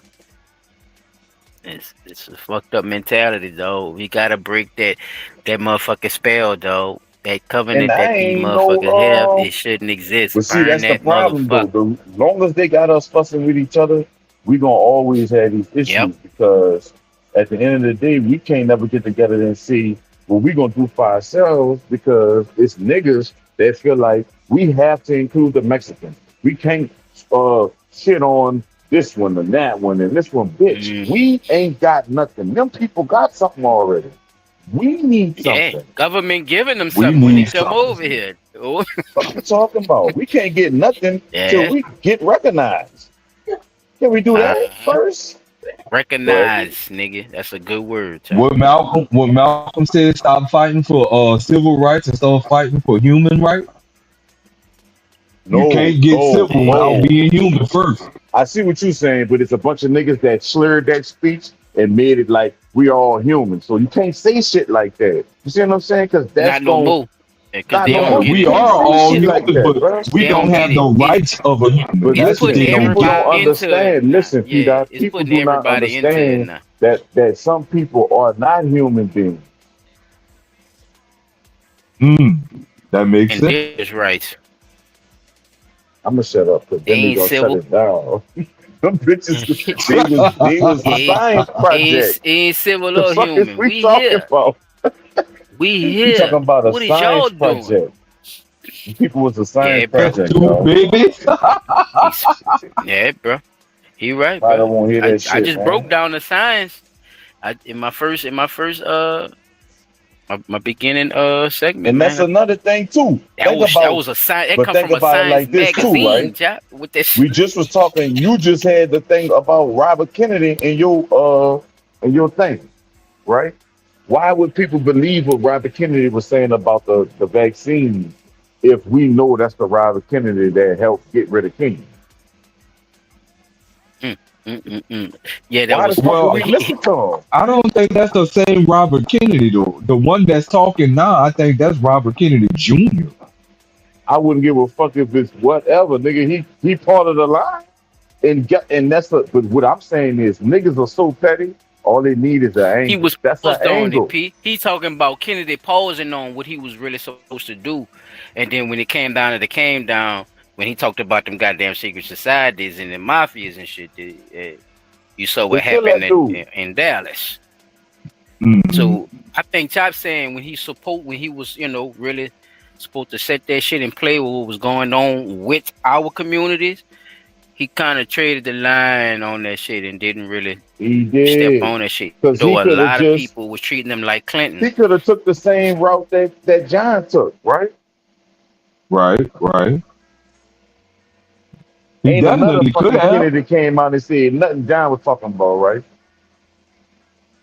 Nope, He told them bitches not about one. that food shit with that food where he got them He bitches. did help with the With that, I food, do and give you him props for cannot that. Yeah, I give him props for that. fucking But blunt once talk it go in their area, it's an Nola fucking epidemic. PSC. You cannot, and look how they fuck over you, do. Just to show you sales, right? So now you can't buy Takis and all that shit with food stamps, right? You know you Nope, can't buy that shit with food stamps. You can't go in the store and get that because shit it's with not food stamps. classified as food no more. It's not classified Nigga, as food. Wendy's got a fucking burger, they got the Takis on it. Fuego Takis, nigga. Sure do they give you a bag of them bitches and everything.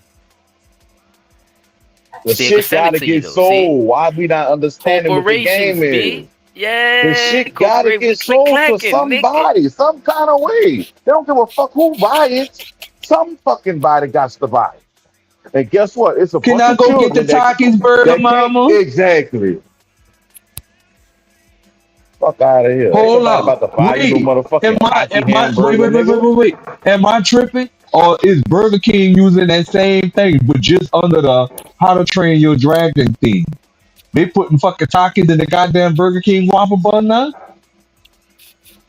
I ain't see that. You know, Burger King been changing the color of that But bun now.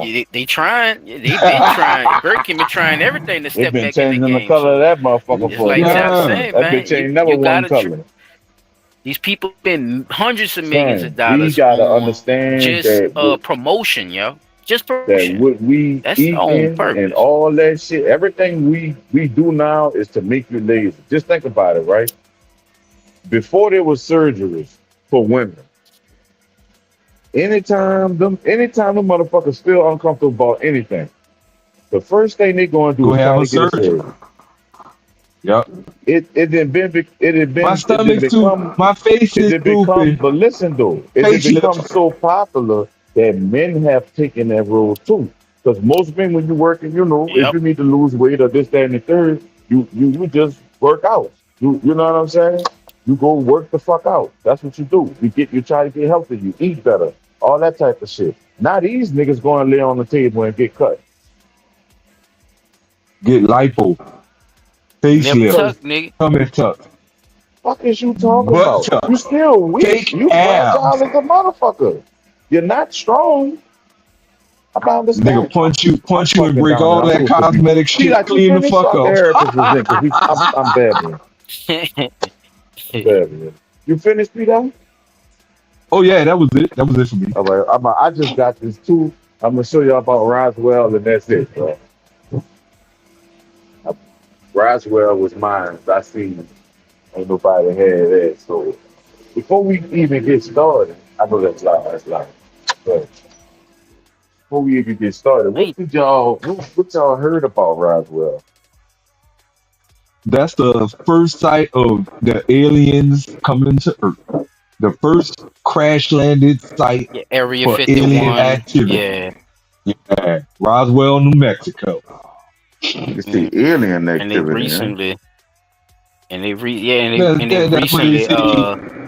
recently say they Why is busted it? open and nothing was in and it's all kind of controversy with that one, especially in the times we now where everybody investigating, everybody doing shit. So So it's a y'all mix and match of shit. and the But people, we not gonna get all this information in the day. We not gonna do it. I just know we not.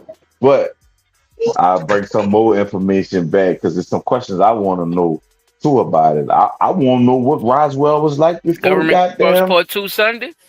You know, I don't. I just know I want to know what Roswell was like, and I know I don't have that for y'all right now. I want to see Roswell I before. don't think we'll ever know what Before the Roswell looked bullshit. like I before got you. the internet Yeah, is jammed. I just feel like That's if a we good seen it question. before it, I think we'll get a picture of why they did what they did and how they did it. Right. I'm gonna just Hey, start with y'all. this first video. Conspiracy, government conspiracy part 2, man. If y'all have anything else to bring, like you said, Choppy, you won't continue this conversation. Sunday we definitely could part 2 because I got some other shit. I could go left with it. You know what I'm saying? This is the Whatever my brother's original, feeling. supposed We'll to talk be the about it first Saturday, though.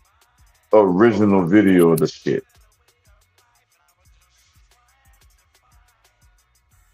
I don't think they got no volume. Oh, they got some. Headline Yes. edition, July Uh, 8, 1947. The Army Air Forces has announced that a flying disc has been found and is now in the possession of the Army. Army officers say the So y'all can see the That thing. look That's why I one of them paused it. Nazi. It looked like one of them Nazi. Newspapers, huh? Not the, but the thing itself, the so-called The UFO. German thing. What was the blimps? It looked like one of them old Nazi blimps. That Yeah. one right there. They ain't look we like can call German this shit. they ain't look The like German joint. this. a blimp. Yeah, that what Yeah, they the was German joint. practicing on and shit. That blew up allegedly. Blew up and You shit. gotta They close couldn't out make one of your it. mics, Chop. now All right, my Motherfucker. bad, y'all. I'm sorry. That's what I was trying to do. Mute one of these fucking mics. I can leave off this one. I'm about to leave off one of them. sometime last week has been inspected at Roswell, New Mexico, and sent to Wright Field, Ohio, for further inspection. Late this afternoon, a bulletin from New Mexico suggested that the widely publicized mystery of the flying saucers may soon be solved. Army Air Force officers reported that one of the strange discs had been found and inspected Why that shit so sometime last redacted? week. Our correspondents in Los Angeles and Chicago have been in contact with Army officials endeavoring to obtain all possible late information. Joe Wilson reports to us now Ooh, from ain't nothing Chicago. on that paper. The Army may be getting to the bottom of all this talk about the so-called flying saucer.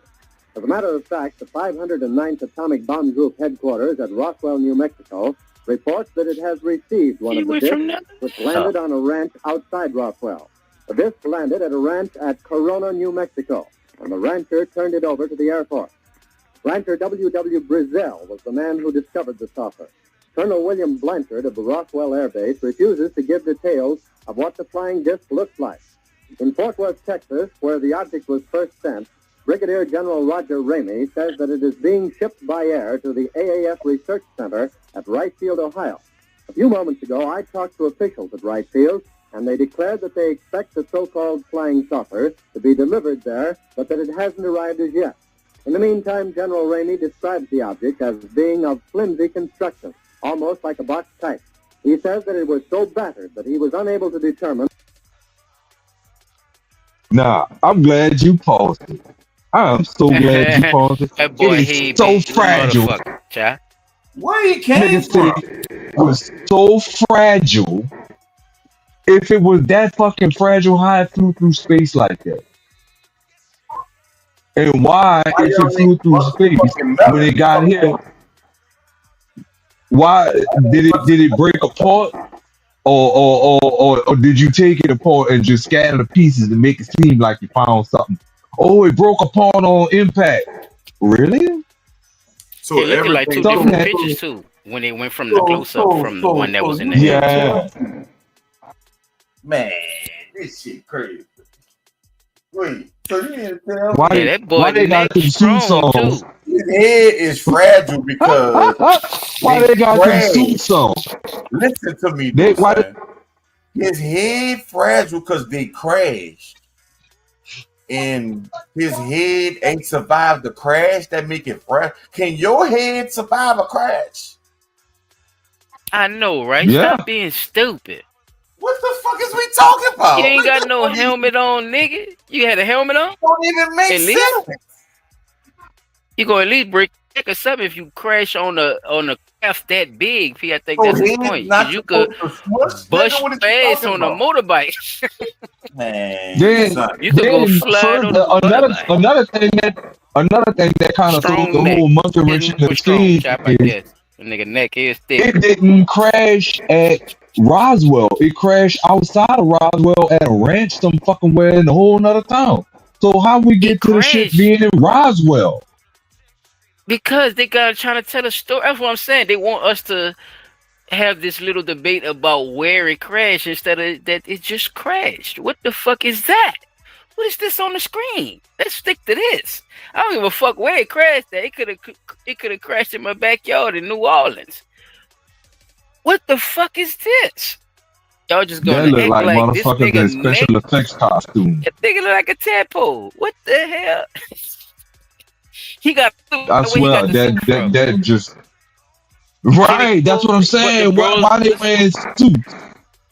They wearing the all black. So wait, that's the Black Panther Party of outer space. that's the same suit Dr. Evil had on with Austin Powers. Maybe that was true. This shit Son, crazy, y'all, bro. This nigga all got I the be Star saying, Trek but see, now y'all 12 see on. why I see if people would have knew better. Like a nigga would have heard that shit. I'm pretty sure people heard that shit when the news was playing and said, "What the fuck he mean? His head fragile because it didn't survive the crash." Like, Yeah, it would have definitely been a lot of comments that on shit was this retarded. at Niggas Impact. could Yeah, you couldn't get away with none of this shit get right away here, with no right now. dumbass shit like that. Like, no, son. Nah, there been too The many people news, having man. questions. The news are You full know of what the the other motherfuckers. question? Look at Look at this That's shit. one finger, sweetheart. this. And he does not indicate Look at this his shit. size. Ramey says that so far as can be determined, no one saw the object in the That nigga Man, got that the look like a Adidas nigga with a jumpsuit on, mask child. on, man. Tell me they don't look like a nigga with a mask on. That nigga got the Adidas jumpsuit on, Nick. That That man look nigga like got he the can Run dunk on DMC. everything. That's Stretch Armstrong, man. Damn. air In as costume. being made of some sort of tinfoil. And What they is made that his on face top look of his what head? like Headphones? Some sort of tin foil. a white normal person. Play that back about 10 This shit seconds, is though, child. crazy. Man, this crazy, son. This shit ain't real, bro. You gonna go all the Right way there, there. right there, right there. Yeah, The we got disc form, thing. and he does not indicate its size. Ramey says that so far as can be determined, no one saw the object in the air, and he describes it as being made of some sort of tinfoil. Other Army officials say that further information indicates that the object had a diameter of about 20 to 25 feet, and that nothing in the apparent construction indicated any capacity for speed, and that there was no evidence of a power plant. The disc also appeared too flimsy to carry a... They've been automating shit that long. Y'all see them spaceships they automated, man? Animated. Right. This technology ain't old, y'all. It's just starting to make it Technology fun. ain't That's all. old, bro. We Now, They just just starting to make it fun for people, you know. Putting There was important people making little activity cute within the UN videos or Security racist Council ass today. minstrel show videos and shit with fucking Sasquatches talking about black people. Man, this shit crazy, bro. That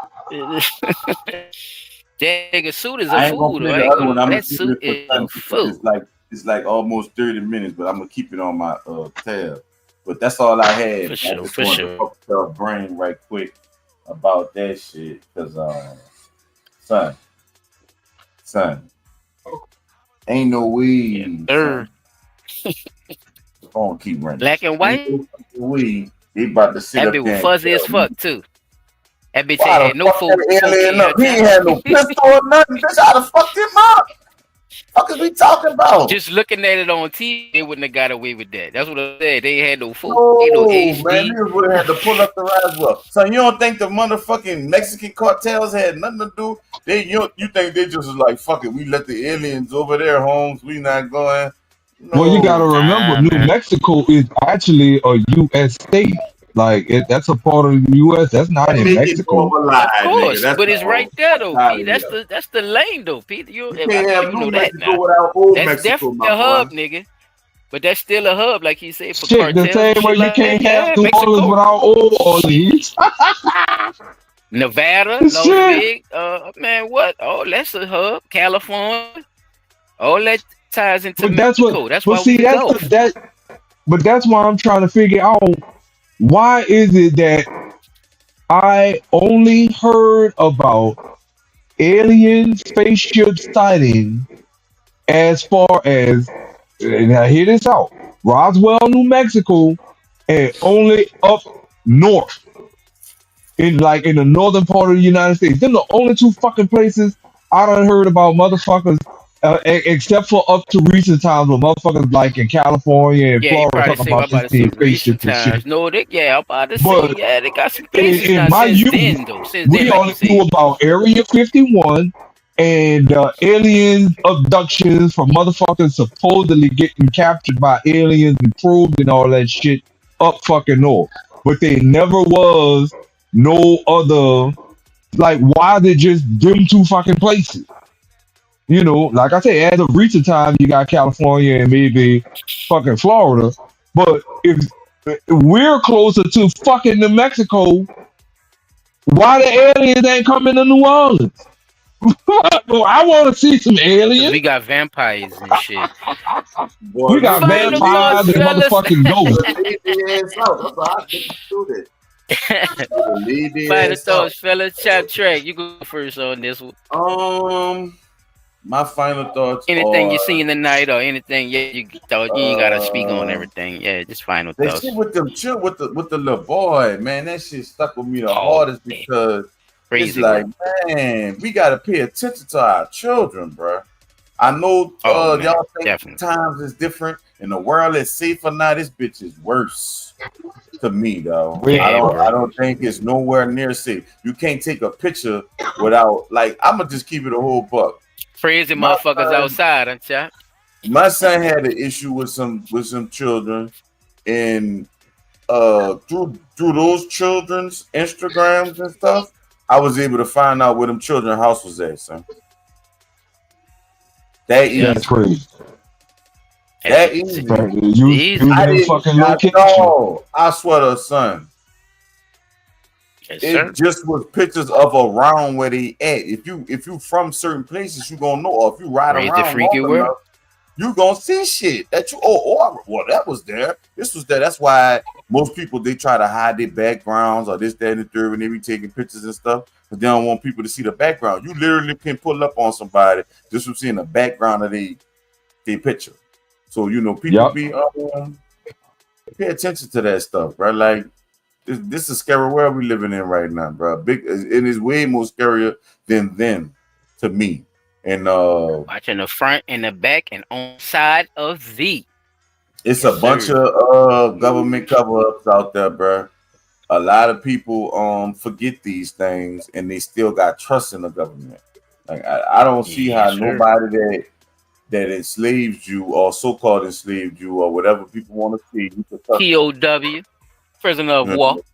I don't see how As I I say. don't see how we know. It's time for us to. We need something for ourselves. I get that you work with White Mike and he cool. You know what I'm saying? I Right. get that. Right. I get that you work with the Migo and he cool. You know, I get that. But they got something that they could go back to. You know, like people always say. I heard somebody say when they talk to certain Africans or certain people, those people asking you where you from. They want to know where you from, and they want to know because well, basically those people know where they from, and they know where their family moved to, basically where they at now. So they know the origin story, Right. and they know where they went to. We need to find out our origin story, or we need to just create an origin story based on what they gave us. If they saying all us black, all the black come together, we gonna outnumber them anyway and get our shit together. But we not gonna do that because everybody gonna be You reaching still got the Pan African. got all that African friendly guy or Gosh, whatever. got this. You know what I'm You saying? still got too many Dr. Umars out there. Oh, But that's all I had for my final thoughts, fellas. Hey, but yeah, bro, it's all good, bro. What you say, Peter? Could Trump keep coming in my ear talking? Hold up, bro. Trump, what, bro? President, why do you think something like this could have happened? Do you think that there was a failure of leadership on the world stage, that Saudi Arabia wasn't concerned about? They had a very bad original concept. It was carried out poorly, and the cover-up was one of the worst in the history of cover-ups. It's very simple. Bad deal, should have never been thought of. Somebody really messed up, and they had the worst cover-up ever.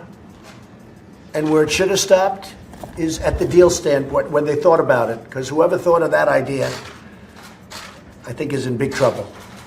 And they should be in. Super. Hey, since we talking about cover-up, Trump wanted to just let y'all know that this is some of the worst shit he didn't heard, fellas. I think we did a good job tonight. What you got for the final thought, speak?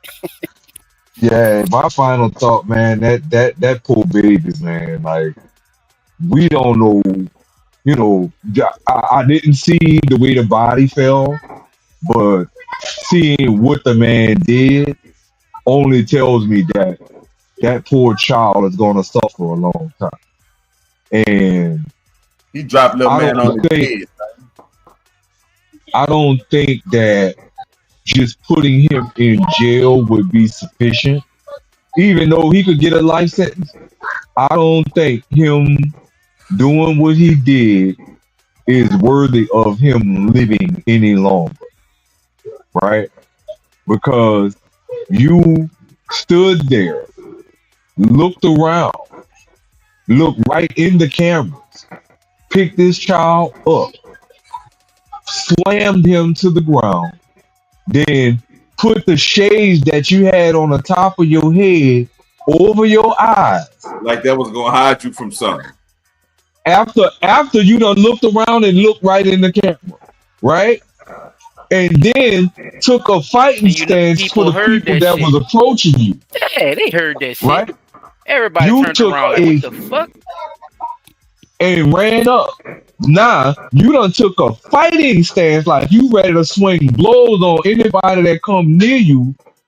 They pick the baby up and you scoot your white ass on the floor to mop up whatever fluid that was there from the child, and then just walk with the people as they arrested you like you didn't do nothing fucking wrong. I don't think you need to be I'm here fucking him up, dog. any fucking longer.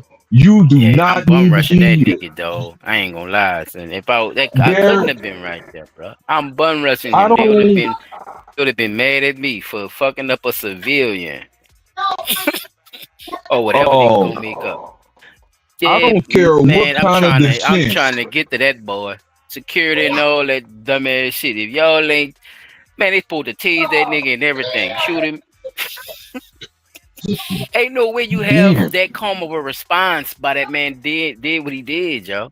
I done seen y'all do shit for less. Do way more shit than for less. So that shit fucked me up on that standpoint too, because I'm looking at it like, why no fucking body they doing nothing, man? Nobody, son. Ain't nobody turn their head to want. Then they reacted so slow. The person that did react went straight to the child. I fuck with that because Right. Get the child out of there. Try to get him some You help know what I'm quick. saying? Man, son. Because guess what? I ain't gonna lie, son. Even if it was my child, I think my first intentions would have been to get him, son. Like, it wouldn't have been to check on my child to see if they was all right. I would have had to hurt their ass first and then check on my child to see, because the hurt of what Man, I that's a seen crime of in my passion, son. child Like you said, that's would your have son, though. Man, you could have choked man, that I'd nigga have to fucked death it right up. there in front of everybody. I would have been clapping, nigga. Slowly. the shit out this nigga. Yeah, man. Hey, I would have zoned out, though. I would have just zoned out, bruh. Bruh, in my head, I'm already thinking the child is gone by what you did, though. The way that man carried that baby off, bruh. Bruh. he was limp. I That blink. child was limp. I don't even know. I don't even care no more. You You's a fucked up motherfucker if you ain't dead, yo, by leaving out this motherfucker, though. I'm telling you, son. Man, what? Ain't even much. They ain't got nothing to do with me. Man, I can't witness no shit like that, bro. My heart too big, yo. I can't, bro.